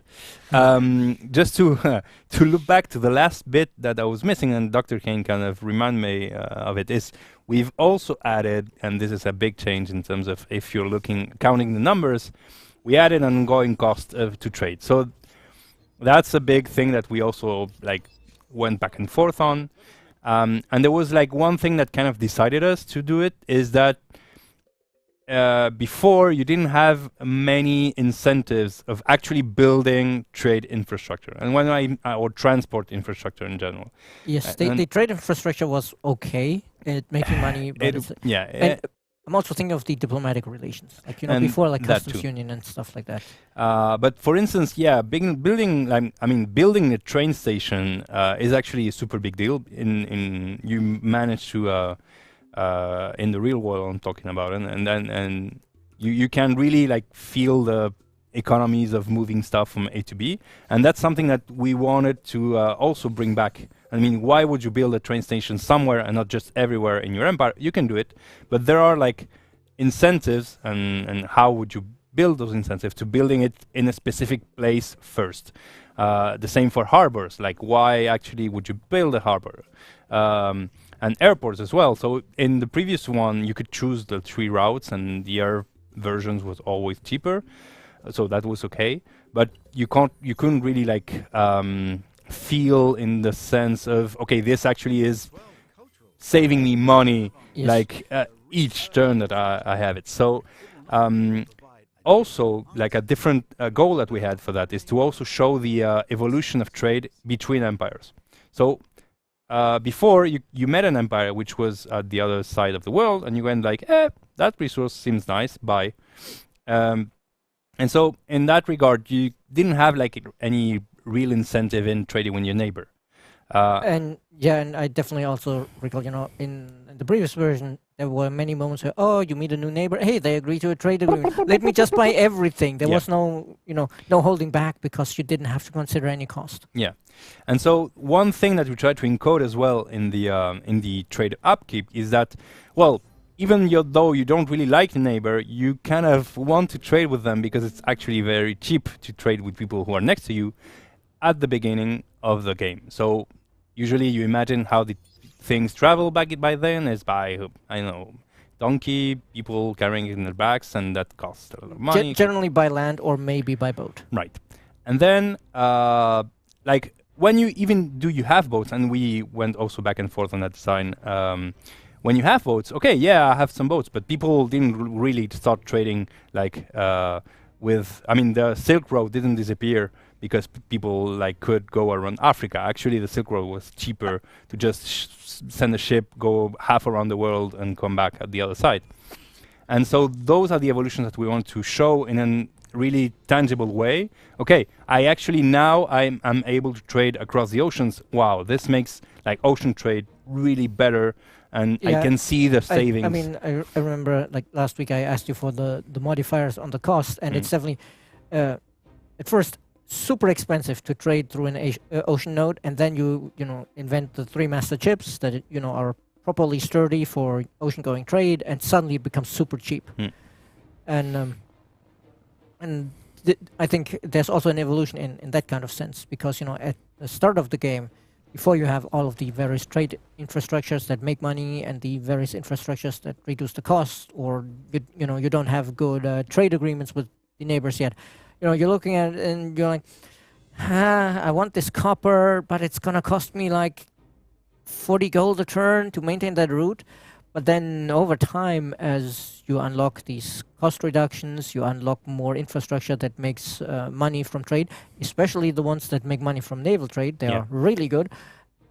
Then slowly the trade actually shifts into a way to make money. Yeah, and you can actually feel the, buying a resource if you have at the correct person at the correct price. Actually, sometimes if you have the correct infrastructures in your cities as well, actually makes you money more than you are actually spending, which is something cool that we also wanted players to be able to to feel smart about. Okay, I really optimize my trade in this way, and yes, this will actually bring me more money that it costs, and that's kind of like the cool synergies that we have. And it's definitely like in this particular save, there was just this morning when I was making it, I built like the what's it called, the Great Fish Market. Yep. That gives money for every naval route. It was fairly cheap. I could build it in 1 turn, and was 230 money. So that kind of covers the upkeep for whatever was going through there. So it definitely shifts from, oh, this costs so much, to, oh, I'm making so much money. And I think that's actually very nice, because as you were talking earlier about incentives to trade. And yes, early on the incentive is very much, I need this resource, whereas later on the incentive kind of becomes, oh, I have all of these things that give me money from the routes, and because I'm in an alliance and have a customs union, the upkeep is super cheap. So every resource I buy just makes me money. Right. Until it gets poached by an enemy. And in that regard, that's where the kind of fun starts. We do all this to make you really care about the resources and the trade network and the synergies that you are building in your empire. And then we also wanted the ability someone to come and go, oh, look at this trade node where like 90% of your trade comes and goes. It would be a shame if someone came to mess with it. Nice harbor you have in your capital here. Would be a shame if something happened to it. Yeah, and so as it becomes a strength, it's also like we wanted it to become also like a weakness. So you may actually build your empire so that your trade is like totally protected and inside, and that's okay. I mean, the map generations won't, as you were saying, won't always have a bunch of oceans around, or players like playing on a Pangea map and etc. And that's cool. But I mean, we wanted to like really have the oceans, instead of becoming these like places where trade can't be touched, is actually because you can't actually claim ocean. It becomes like a free zone where, I mean, you really need to maintain a presence if you don't want anything it's back the place where the Caribbean pirate culture thrives, because they can just show up there, start poaching, and then thanks to the legacy trait, they actually get a combat bonus while poaching, if I recall correctly. Yes. So that's kind of like a thing that also kind of comes to. I mean, just ransacking wasn't like really ticking all the boxes that we wanted players to feel, especially in modern times.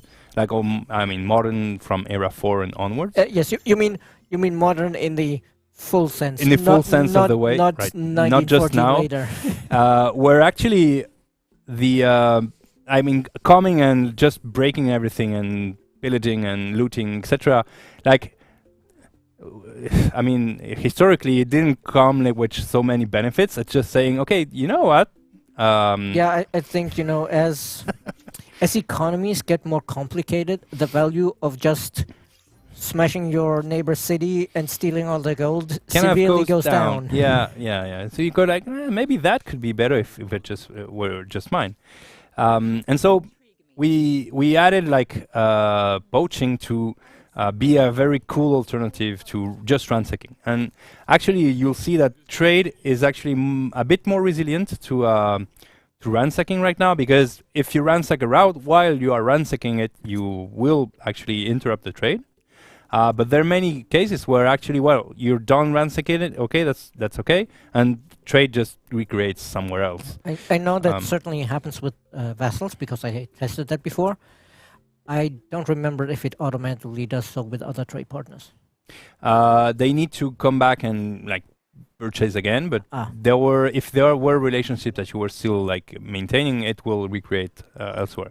Instead of poaching, which is not destructive, it's just okay, I'm diverting things around here, and it's not like 100% of the things that are being traded. There's a limit to how many things you can poach. You're just skimming. I mean, you're skimming sometimes a bunch of the top. I mean, if the army is strong enough, I've definitely seen them skimming everything. Everything that could happen as well, but it's not meant as something that destroys everything. So more of a thing. I mean, and that's a bit of a poetic license, because why would you keep trading through there?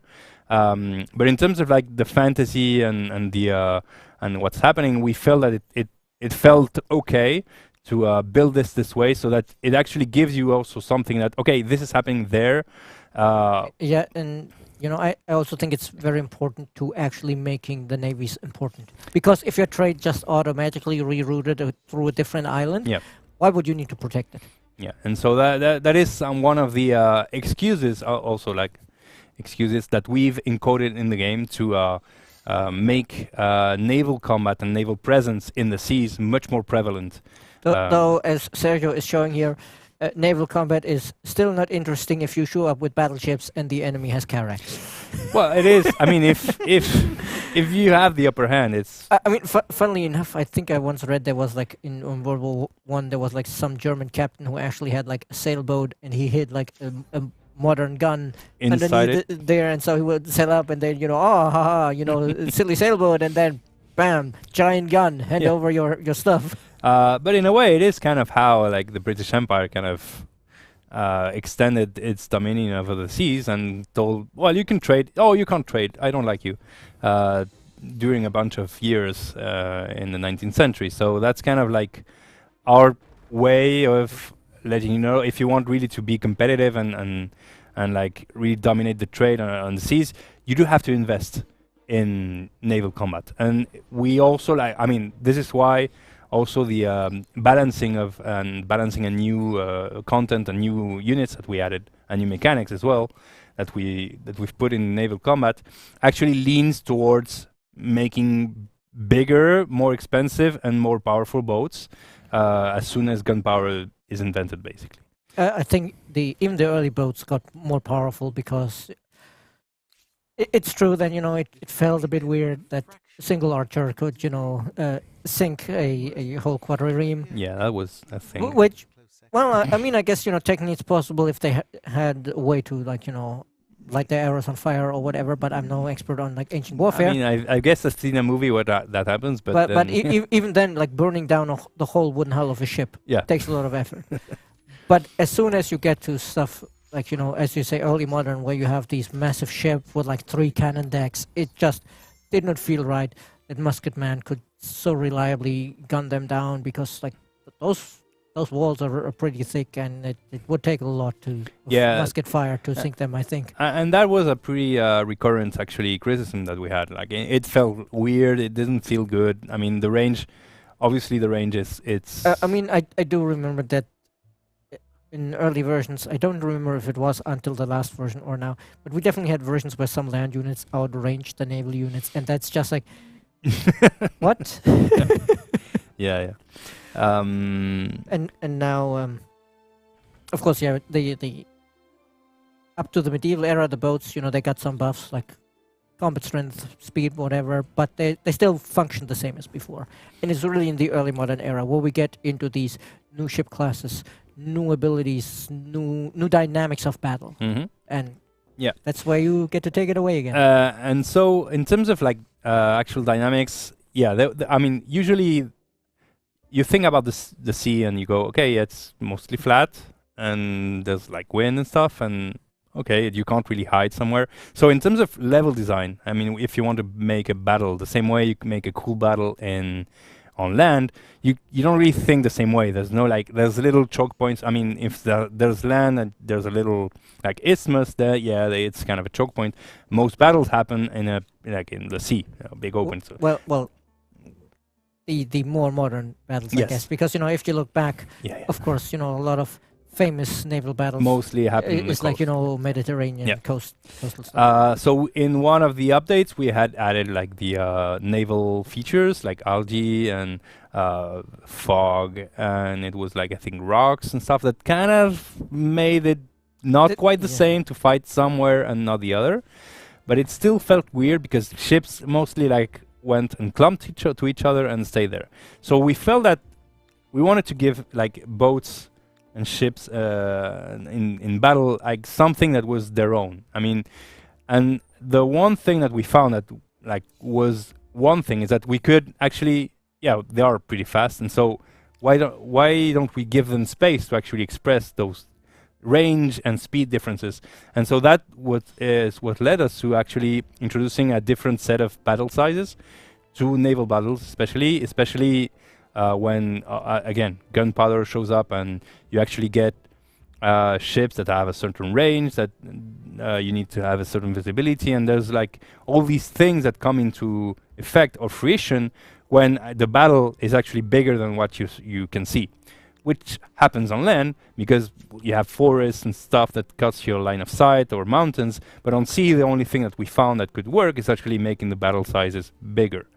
And I guess the extreme expression of this is actually the modern battleships and cruisers, as far as I remember, have a longer firing range than they have vision range. Exactly. So you really want to actually bring an escort ship to be the spotter, unless you're the kind of madman who sends the hood out to hunt an enemy ship. Yeah, but it's that's the maximum expression of that. So you actually need to build this. The designer Noah called it. He's the true military expert. Battle space dominance or geometry, or etc. It was pretty technical, but basically it's that. It's if the more the stakes go up and the ships get bigger and more expensive, the less good idea it is to just like send the same type of ships all together, because well, you have the big battleships and they have a range of I think 8, but they only see up to 4, so you actually lose like a bunch of cool stuff about the battleships if you don't see very far. So you want to see far, maybe you add subs, or maybe you bring a carrier with planes on them and they allow you to see very far, or you like build like an escort ship screen to like and that's something that we wanted to bring back.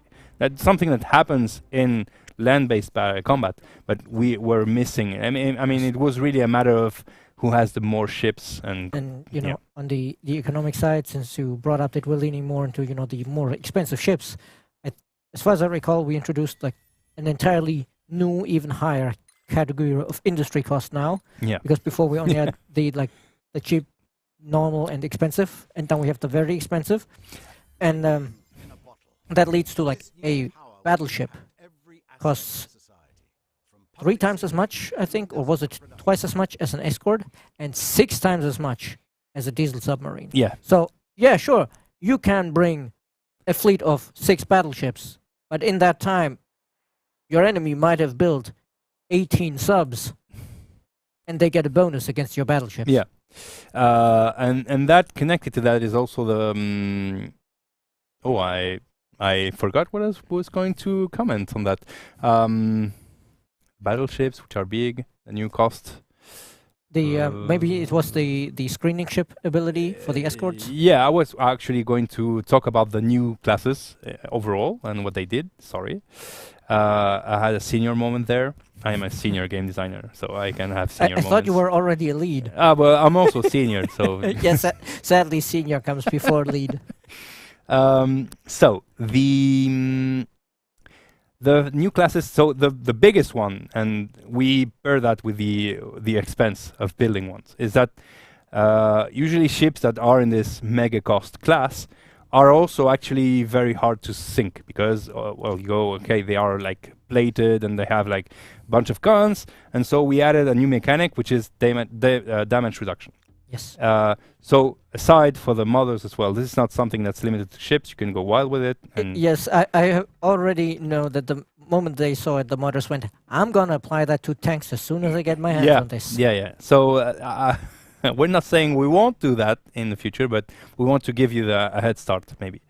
So this comes with the fact that they are like, if by the numbers, twice as hard to sink. So they are like 3 times as expensive, but twice as hard to sink. So in terms of like...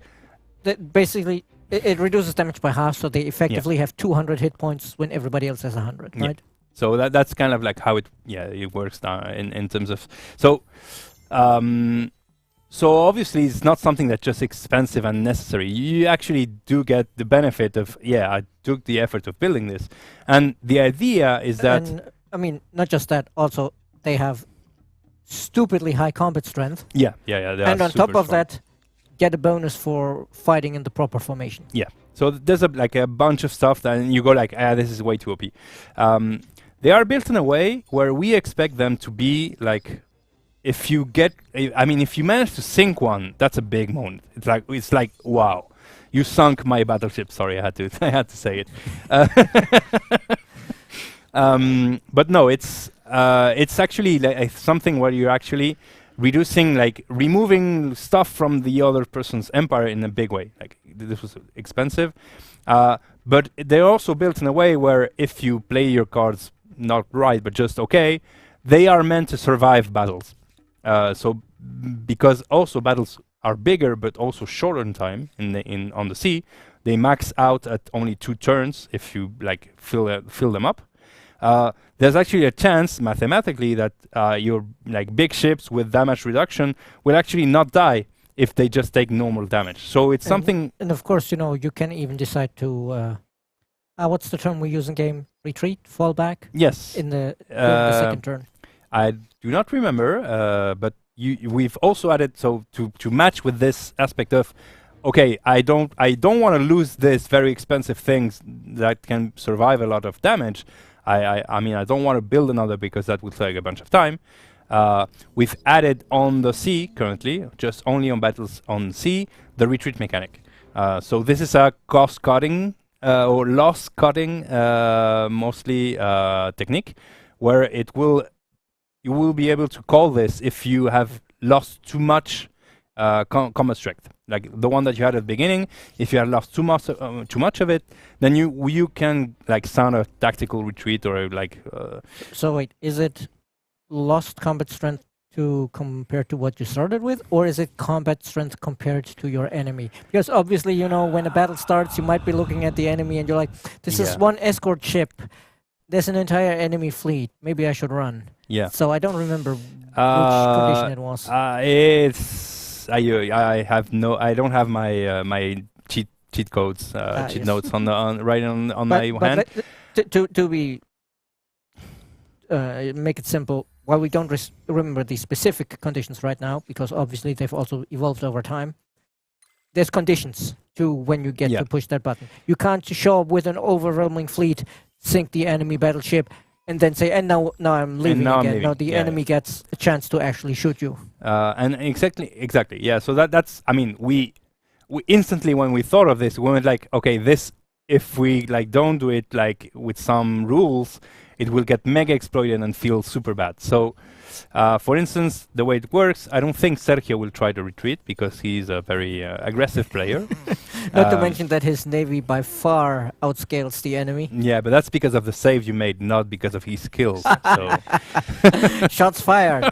Probably something like 240 millimeters. I mean. So the way it works is when you press the button, you need to have lost. I mean, I don't have the specifics, but you need to have taken significant losses for you to be able to call this. You can only call it at the beginning of a new turn. So you can't do it in the first turn of battle. You can do it only on the second one. And this is only on the sea. And there are only two. So it's like, okay, the halfway point of the battle is reached. And I can take this decision right now. And at that point, you press the button and you actually can try to move your units to the edge of the battle that will be highlighted in a different way, but you actually also lose the ability to attack, to strike back. So it's something that you really go, okay, I hope I will not get wasted on this. And now you used the words attack and strike back. Sorry. Now I was not specific. That is something very important on the naval battles now. Yes. So I fell in my own trap. Yes, so you have activated your own trap card. So no, retreating units will not be able to launch attacks. They will only be able to retaliate if they are able to. So this is something else. But the retaliation, you know, that's another point that we haven't mentioned yet. This is all like a web of. If you listen to a web game designer, this is always a web of lies, but it's also how game design is. I have seen the Excel sheets and the PowerPoints. So yes, as we were mentioning, you have a ship that has like 8 range, and maybe others who don't have like 8 range. And this is something that also has been a very long topic in the community, which is first attacker advantage. So why does this like kind of happen, and why is it a factor, and why did we only activate it on the sea? So there are like good news and game developer news. So the good news is that we actually found like, okay, and thanks to VIPs and the players as well for providing all the feedback and like the little cases where it didn't make sense. The core of the problem is that when you have first strike advantage and you unlock like ranged attacks, and at a certain point of the game, all attacks are ranged attacks. At that point, you kind of, if you attack first, you win. Because when it was melee, okay, I hit you with the club and you hit me with the club and we're kind of even. And if I had the high ground, I'm even better than you and I was defending okay. But at some point, like riflemen like just shoot at target and the target just I dig in. And why is that? That's the game developer news. We couldn't like just turn on retaliation everywhere because we are limited by like the animations. And we have this thing that's very cool. When you attack someone, they go into a little dance and they synchronize each other and they go like ba ba ba ba ba ba. But if you just try to do that with like 3 riflemen shooting at 5, and then when they attack, like 2 of them die, but they shoot and what happens there? So we haven't solved the problem yet. The choreography is one of the Yes. big things. That's also why, as far as I remember, it's one of the reasons why we couldn't just let people, import new models for units, because sure, they can do a human unit and Yeah. give them, different gear or whatever. But if somebody were like, I want to make a fantasy mod, here's a dragon model, then the game would go like, how the hell am I supposed to synchronize that with the other units? Yeah. So it's like, I mean, it's not a bad news. It's a game development thing. It is what it Yes, is. and that's- However, on C, we only have one model usually, and the model is kind of big, and when it's out of HP, it dies, and that's cool actually, because you can go, okay, and that's actually very simple in terms of Yes. choreography, and that allows us to turn on retaliation on the sea and have these cool like broadsides and sorry, I'm making noises. Sorry, Etienne. Sorry. I swear I'm an adult. I have like almost 40. See, that famous quote, when I grew up, I put away childish things, including the need to be seen as grown up. Yeah. Yeah, that works. And so, yeah, basically that's something that we could do on the sea because the units are simpler and it's much easier to make them fire at each other without the animations looking weird or And common. I imagine also on the other hand, on the sea you will have a lot fewer edge cases about lines of fire, vision and whatever, because as you said earlier, on land we have complicated terrain with elevation and forests and units that might block shots and whatever. Well, on the sea there's no vision blocking terrain. This is not to say that we'll stop trying, but it was actually simpler to make it happen on the sea first, maybe, and then at that point, also like it kind of the fact that this kind of alleviated the okay, I attack you first, and then boom, oh, your battleship's dead. You couldn't like respond to it, and your super expensive unit is now dead, and that is actually. I mean, if you're going to go against a battleship, you need to like really know about the strategy you'll be I building. mean, you still can kind of do that with the subs. And that's what they are for. So Because because obviously the sub is invisible, so the battleship will not get to shoot back. Yeah, but you need to get close. So I mean, that's another thing that we have to build with the classes. So I only talked about the big mainline ships, but we also try to bring this kind of non-transitive relationships that we game designers like to design combat. So like For non-game designers, when he says non-transitive relationships, he means a rock paper scissors system. Sorry. So I was going to say, the archers are good against like melee units, but melee units have a bonus against archers, and then the horsemen kind of like go fast everyone. So it's like a rock paper scissors. It's this triangle relationship. Right. So and so we tried to build something similar to that on the sea, obviously with complications with edge cases.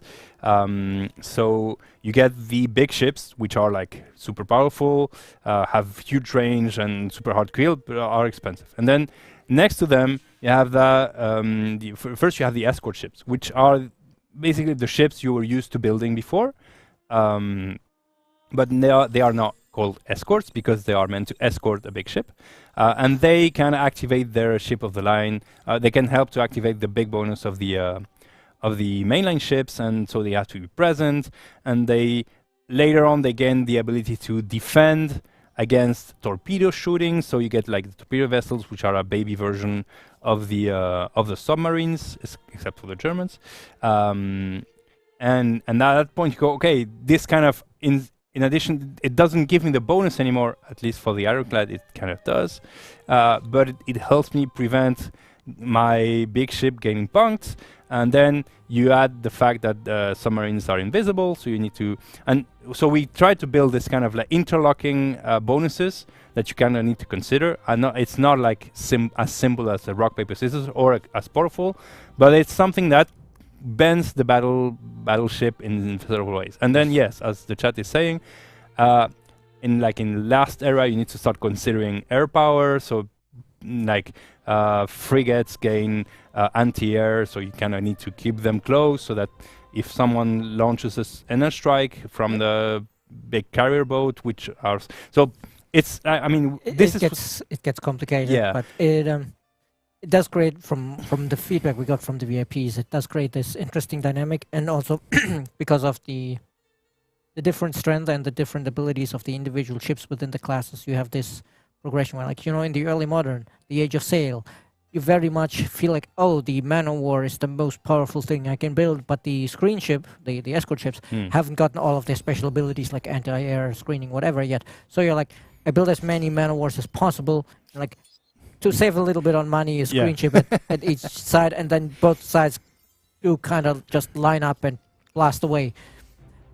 And then, you get these steam frigates and ironclads in the next era, and then the torpedo boats come around, and suddenly you're like, sure, I could have a bunch of the ironclads, but then the torpedo boats come in and sink me at close range. Sure, probably each of them is gonna die as it shoots me because they're not super strong, but they're super cheap.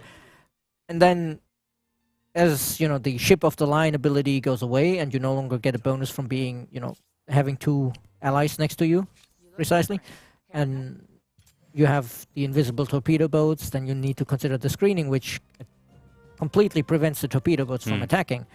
And so there is this complicated dynamic between the different ships that isn't just a rock, paper, scissors damage bonus. I think the only damage bonus that's actually involved is the torpedo boats against the battleships, and that's not just the damage bonus, it also works on the defensive, I think, which does make sense in some way, because a small fast torpedo boat or a submarine is probably quite hard to hit with a massive 200 millimeter main cannon.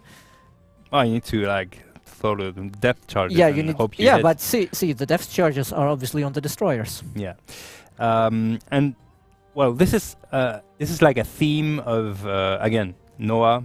Thank you.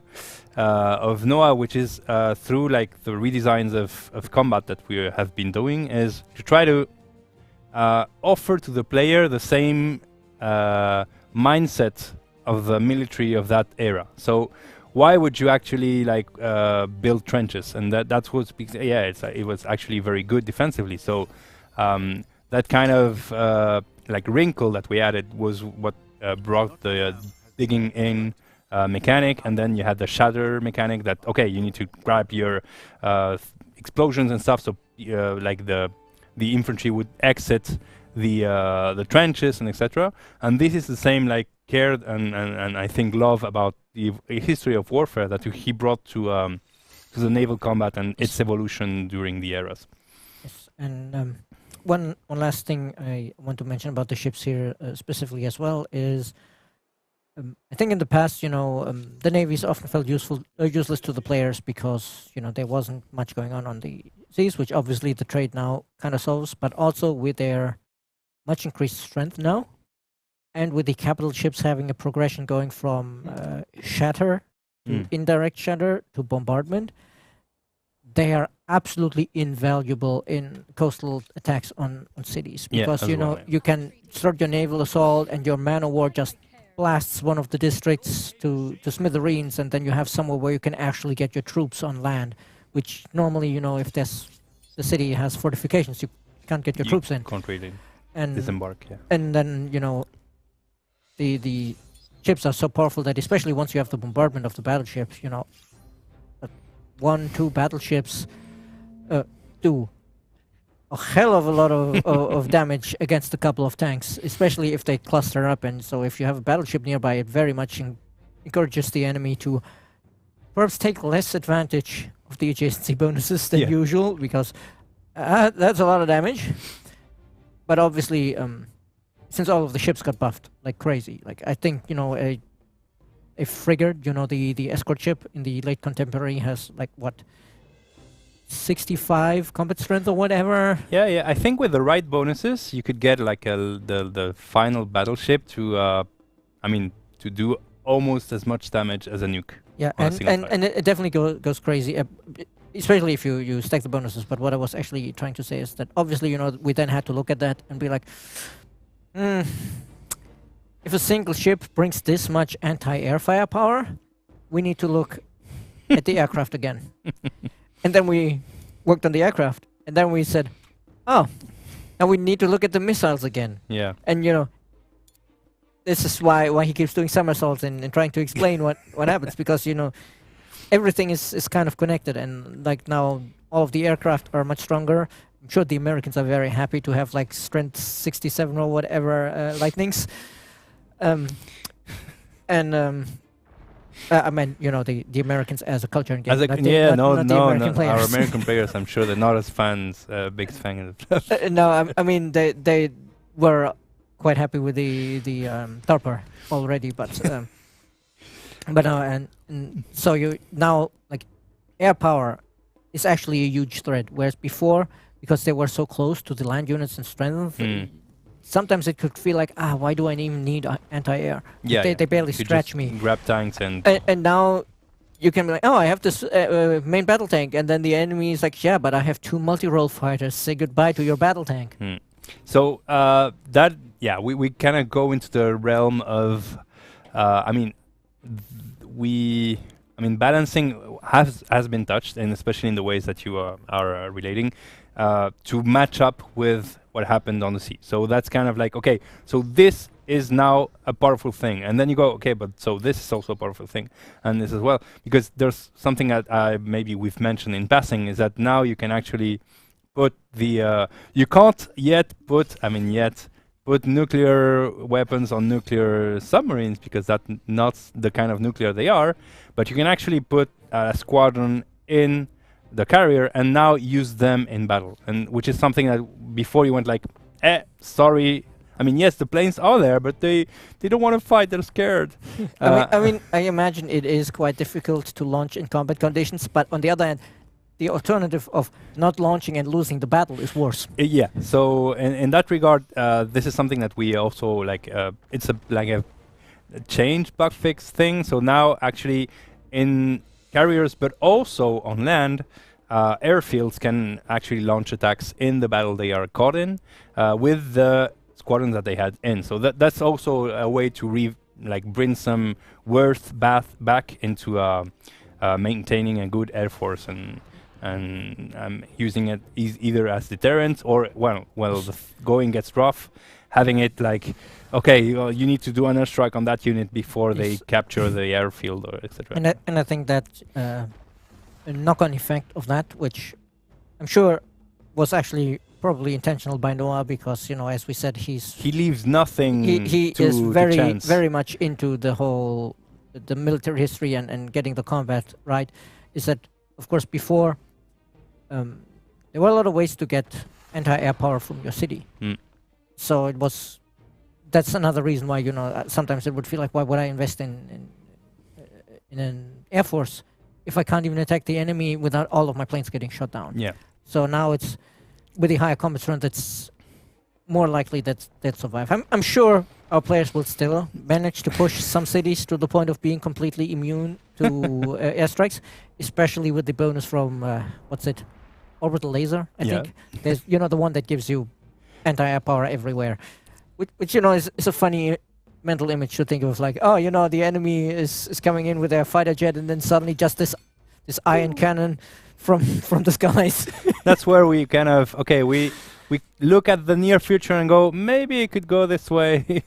But overall, I do find like Air Force missiles, all of that, much more useful, especially also since the range of the missiles has been buffed, because we looked at it and it's like, it works fine on like the smaller maps, but like once you get to large or huge maps, like it felt very unsatisfying, because you basically had to forward settle your enemy to be able to launch missiles. I guess Cuba Crisis says hello, but it was so it's I think that the point where the players really said, hey, this short range is super frustrating, is because the last one is called the ICBM, and you're like, it's not really intercontinental if it has like 14 times range, right? There's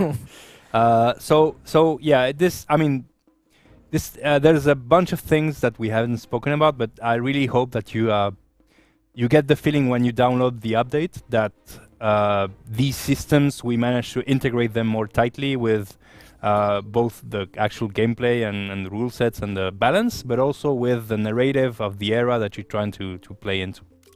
And so yeah, as you see, actually we've been like in design, we've been thinking about this for a while, and during this whole time as well, reading like your suggestions, feedback, and even though like it's not like totally sometimes relevant to what we are building, we also like learn a lot of from the ways actually you are playing and the things you expect from the game and the stories you expect to tell with them. And we're looking into like that all the time to also like open up the possibilities of humankind to the things that you kind of want to experience. So yeah, I mean, I know I've been talking a lot, and sometimes. I mean, that's why we brought you here. We didn't bring you here to just sit there and look No, pretty. no, I don't look cute. Yeah, so yeah, sorry. I missed my my hair appointment. But yeah. So yeah, that's. I mean, maybe I hope you found some sense in this whole explanation of the whole arc that we went through to like let's make like resources a bit better, and then ending up at okay, so we need to make battleships super OP. But yes, in some ways they definitely feel like that now, because when when working on the screenshots for the various blog posts, I set up some fake battles to not spend like 5 hours to take one screenshot. Yep. And then I was like, now I have the screenshot. Let me see what it actually does when I click this bombard button. And it's like, it is a very big boom that you yeah, get. you want a big boom, especially with battleships. So I'm sure we had some questions in chat. I know I saw one earlier, but I can't remember it. So Jen, if you noted down any questions, I guess we can take some now.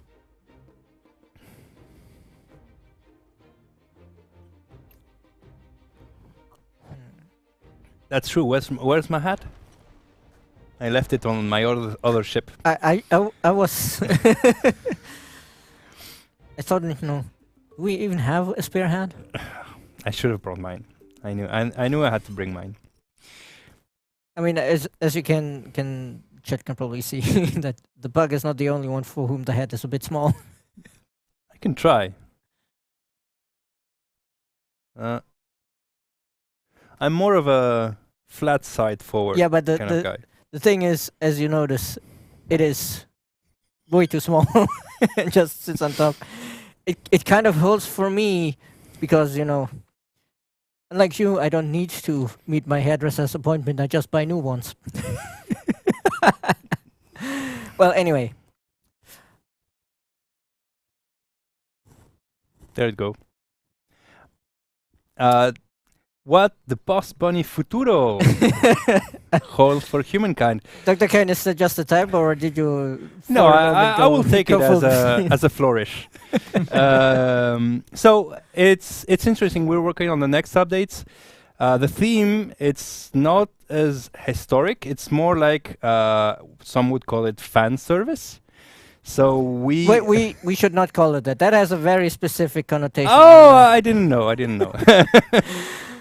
So the idea that the themes that we have for the next month's updates is to like really lean to the improvements that are not like we couldn't fit under a big theme like trade or etc.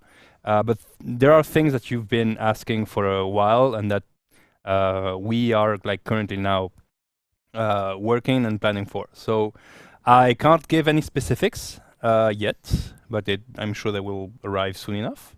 But the theme is basically making good on some like long-term like improvements, promises that have been like asked for many times. I'm not saying like don't expect maybe I'm currently in game developer mode. Don't expect like game-changing stuff, but expect stuff that will make your life much better, much easier. It's more a collection of small improvements and not a giant, hey, we reworked this system and suddenly we had to rework all of these other systems and we end up at battleships being OP.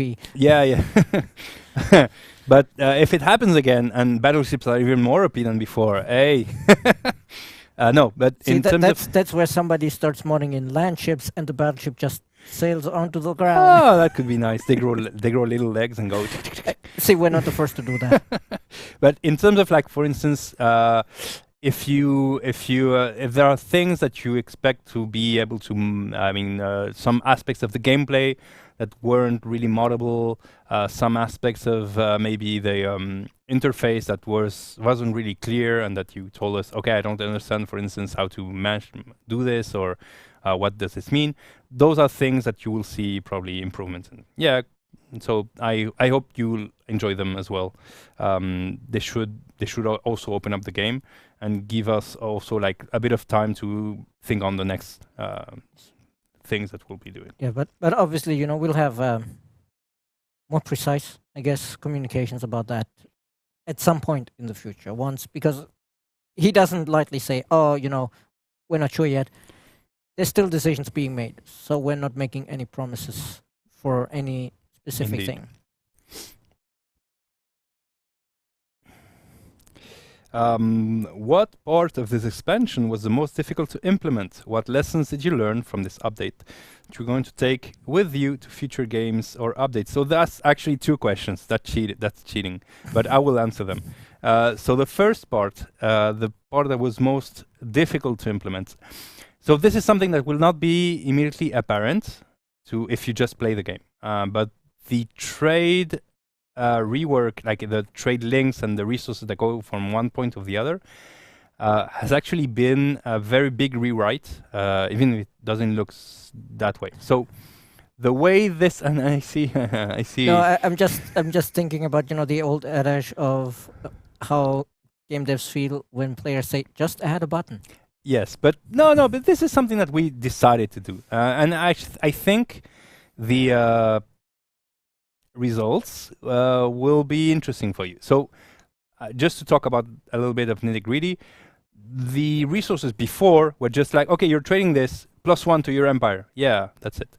And that was kind of it. The way it works now is that actually nodes actually do have some sort of measure of the resources that are traversing that trade node. This is kind of like the thing that allows you to go poach a given trade link, and you know that you'll have like, how many resources going through there. And that's actually not something that was a thing before, because it was only one, because you had one trade link going from there to then. And if you had a trade node which was like having shared between many trade links, well, in that case it was 1, 1, 1, 1, 1, and that's it. And now the thing that's different is that you have actually some sort of modeling of the resources that go from one territory to the other, and that is the developer Florian decided to go a bit step further and actually do that in simulation. So if you don't know what I'm talking about, this means that you can actually go and do modding stuff to those game elements, because they are no longer traveling through code from one point to the other. They are traveling through the same thing that lets you put a bonus on a unit or etc. So that's so. If the territory has a measure of the number of resources flowing through there, I guess you could be like, hey, I want to make an emblematic quarter that gets like bonus industry for each resource flowing through here or something like that. Yeah, and we also differentiate the resources that are actually produced and those that are bought. So that's that's a big difference that you didn't really have before, this differentiation between I am buying 5 resources and I am producing 6. Actually, now you do have those that are produced and those that are bought. We also use that to prevent you from selling resources that you are buying from someone else. So, we also changed the trade, the merchant affinity, the way it works, the passive one. That's something I forgot to mention. But yeah, so that was the most difficult part. But I think it has some cool effects that you may notice, and should let you play a bit more with the trade in terms of like modding and stuff. And on that is what hinged the prototype I was mentioning earlier, that I could kind of make a fake resource upkeep on units. It's thanks to that change actually. And the second part of the question, which I forgot, What kind of things have we learned doing this? I'm going to give the Pug his hat back, Captain Pug. That we will take on future projects or updates. Well, the first thing is never take anything for granted, because obviously all this web of things was a bit like not surprising, but I mean, we expected things to be interconnected, and we actually had to cut like a half of the things we planned to do. So I will never say what we cut, because that would ruin the fun. But you know, just to be clear, cutting a lot of the things we would like to do is normal in game development, because you Yes. always have a lot of ideas you think are really cool, and then the reality check happens. Yeah. And you need to say, which cool ideas can we do in the time we have? So it's kind of like, okay, do we want to ship like 8 half-baked ideas, or actually 4 good ones? And that's kind of like the trade-off. And the actual takeaway in terms of, I think, our practice as game developers is what I was mentioning earlier, is that I think that with this update, we managed to really hone in on the like imagined play experience that you players actually have when they play, and less a focus on, oh, these numbers or this system will be perfect and will actually really work well, sometimes on paper. So some decisions that we made for this update, we may not have made before, because our mindset actually evolved towards, does this thing like look like reality, or does this thing really look like what's happening in our minds as we play? And so, for instance, what I was mentioning about, okay, well, ransacking kind of destroys the thing, but poaching doesn't destroy the trade link. Well, that's actually something you go like, hey, that's not like super realistic, because you were poaching me there, I just moved my trade somewhere else. But it did work best for both players, the one that was being poached and the one that was poaching, because it created like an adventure, something to do, and that felt like, okay, I'm really like protecting my trade, or I'm really hurting someone else's trade. And I think that approach it's really something that, I mean, we feel that we did better on this update, and that we have been learning through the different DLCs and updates as well.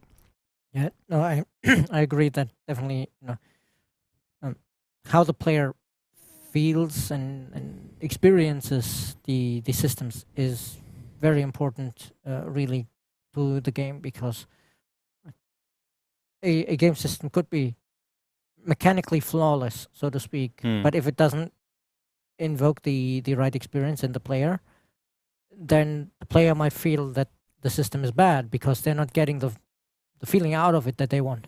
It doesn't like really help if I tell you, no, but trust me, the design is sound, and if the experience behind it, I mean, you tell us it's bad, we can't really like shelter behind the fact that, but we did good work in either way, because the experience is still bad. So that's kind of like what we've been changing in our process as well, putting more value on that perceived experience that you guys tells us that you have on Games Together, on Discord, etc. So yeah, I think that's the main takeaway. Oh, let's see. I think there was another question about the water warfare, and if there's From your newest update with Water Warfare, did you learn new techniques for Land War 2 that can be implemented in the future? So, for instance, the retreat mechanic is something that we may like monitor how it goes, like with this update, and potentially consider for addition. So it's not something that I was mentioning, like the retaliation part, which is more linked to technical stuff. I mean, there is a technical component which is pathfinding. So in order to retreat, you need to be able to reach the edge of the battlefield. And sometimes in land battles, you have like weird shapes. And so the definition of the edge of the battlefield could be a bit more complicated. We've also I think done some changes to the deployment zones and etc., which we would maybe like to explore further in future updates.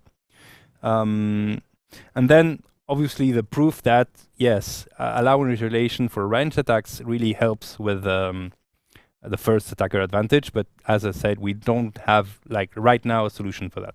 So that's kind of like the things Yeah.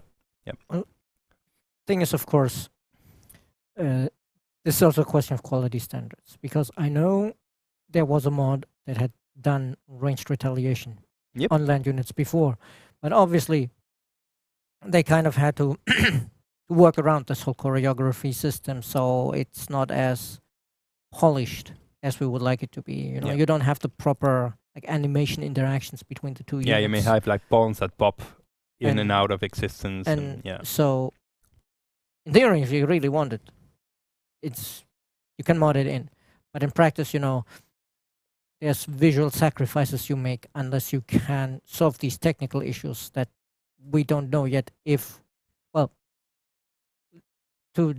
let's rephrase that. We know we could solve them. The question is, how long would it take? Yeah. And if we examine this and discover that it would take way too many staff hours, then, you know, I think the concept of an opportunity cost should be fairly familiar to most strategy players, and then we just have to say, hey, the opportunity cost for this is way too high, because with these staff hours, we could also do these other like 2 or 3 cool ideas. But I mean, there's a saying we have at the office sometimes when we are feeling really cynical. We are not sheltered from a good surprise. Yes.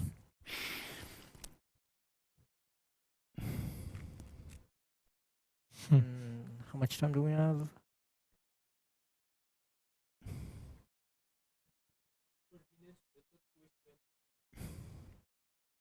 Well, then, was there anything else you wanted to mention about the update that maybe is coming to mind now that we were forgetting during the circus performance of explanation earlier? No, it's just that I couldn't see Etienne's part because I was in another meeting.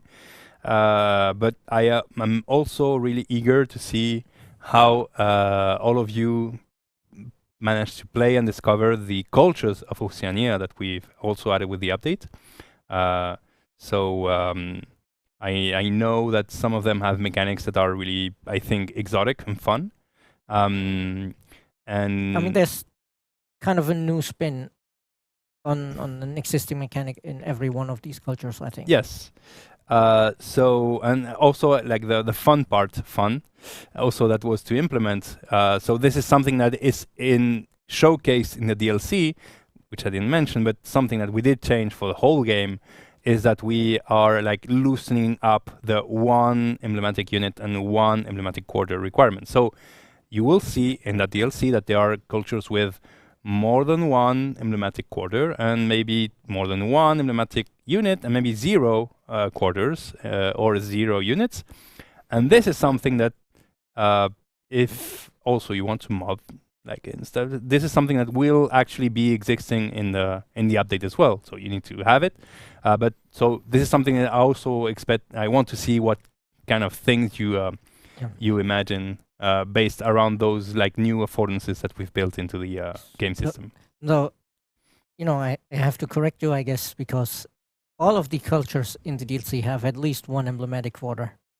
Yeah, but not. The only units is the pirates, and they're free. Yeah. Yes, you're correct. Because we couldn't possibly make our players pay for the pirates, could we? That would not be, you know, in Parity. theme with the pirates. Yep.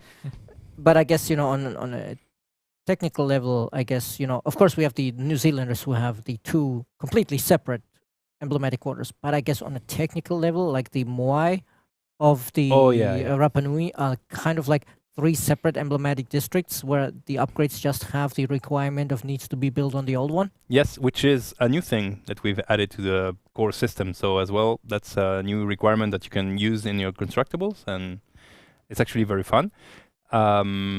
There's something else that I'm forgetting. Well, we have the first culture that interacts with landmarks, the Pamanjungan. Yes, as well. Yes. Because before the landmarks were, you know, purely decorative. Mm. It was fun to, you know, discover the Himalayas or the Nile or whatever, but it didn't really have any benefit. And now the Pamanjungan get influence from that.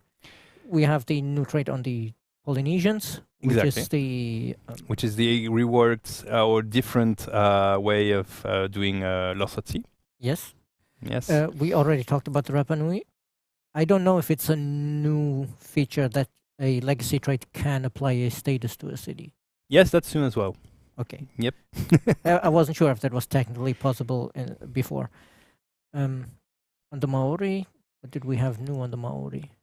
The Maori have no. They actually play into the naval battle thing with the super transports. Right. And yes. and the Yeah, units. they have new abilities, but there's no. I think what they have might have been possible before the update. With modern. In terms of units, or in terms of Well, of course, the battle ability didn't exist. no, before, right, but- no, yeah. But it's not like we had to completely. No, they don't restructure some have any programming. specifically built like new stuff. They are more But- like a yeah. But it's still an interesting culture because on the one hand, you play with the naval transports there, but also just the crazy bonuses you get while being at war, especially in multiple wars. Like Yep. if you're at war with like 3 people, that's like 90 stability on all of your cities. That's crazy. Mm. The Hawaiians, which I think are the first culture that have a district that gets a bonus from ocean tiles. Yes. Because before we would only ever exploit Coasts. coastal waters. I think technically the ocean tile is still not exploited, but it gives you a an bonus. adjacency Yeah. bonus. Um, And then, of course, the New Zealanders with their like double, double district, emblematic quarters. Yeah. but also the polar base.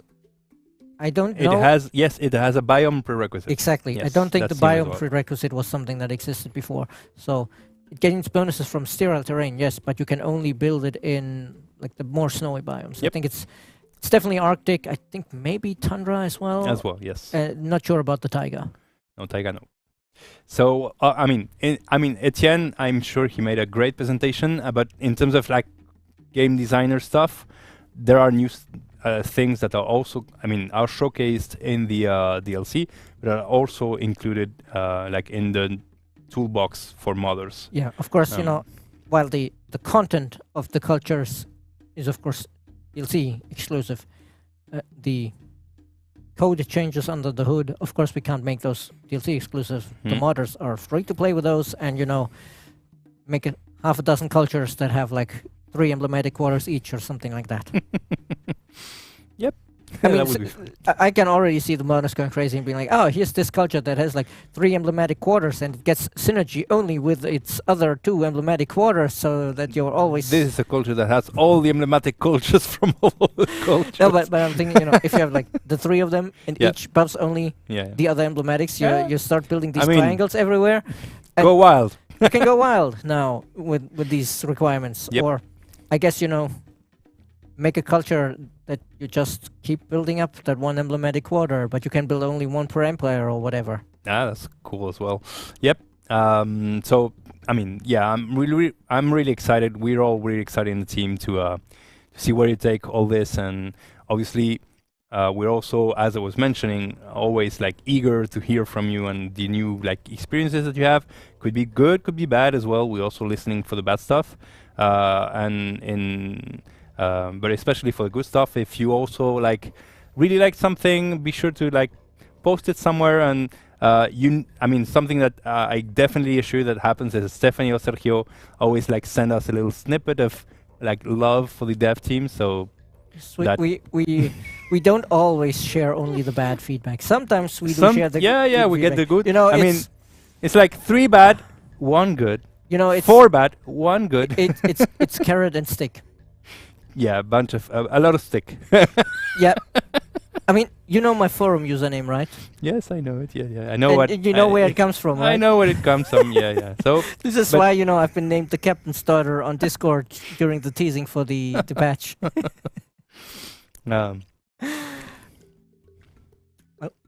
Yep, I think that is all we have to say for today, and we're taking 5 minutes early, but thank you very much for joining us, Baltasar, to talk about the design and trying to not tangle yourself in the web of your explanations, because Oh boy, this was a complicated one. But from what I've seen of the beta testers and the VIPs, they definitely consider it quite worthwhile in that they feel like this is perhaps one of the best updates we've done yet in terms of impact on how you play. And so I'm not gonna want to keep our viewers any longer, because I'm sure you're all eager to sit down and actually try the update, maybe the DLC, because it has been on sale for about 2 hours. Yes, let us know what you think could be better, but also let us know what you really like, so that we know how we to make can- more of that. exactly Basically. exactly. We also learn from what you like, not just from what you dislike. And well, we'll be back for another stream some other time. Keep your eye on our socials, which is we'll definitely announce it there. And have a nice rest of the week, everyone. Thank you, everyone.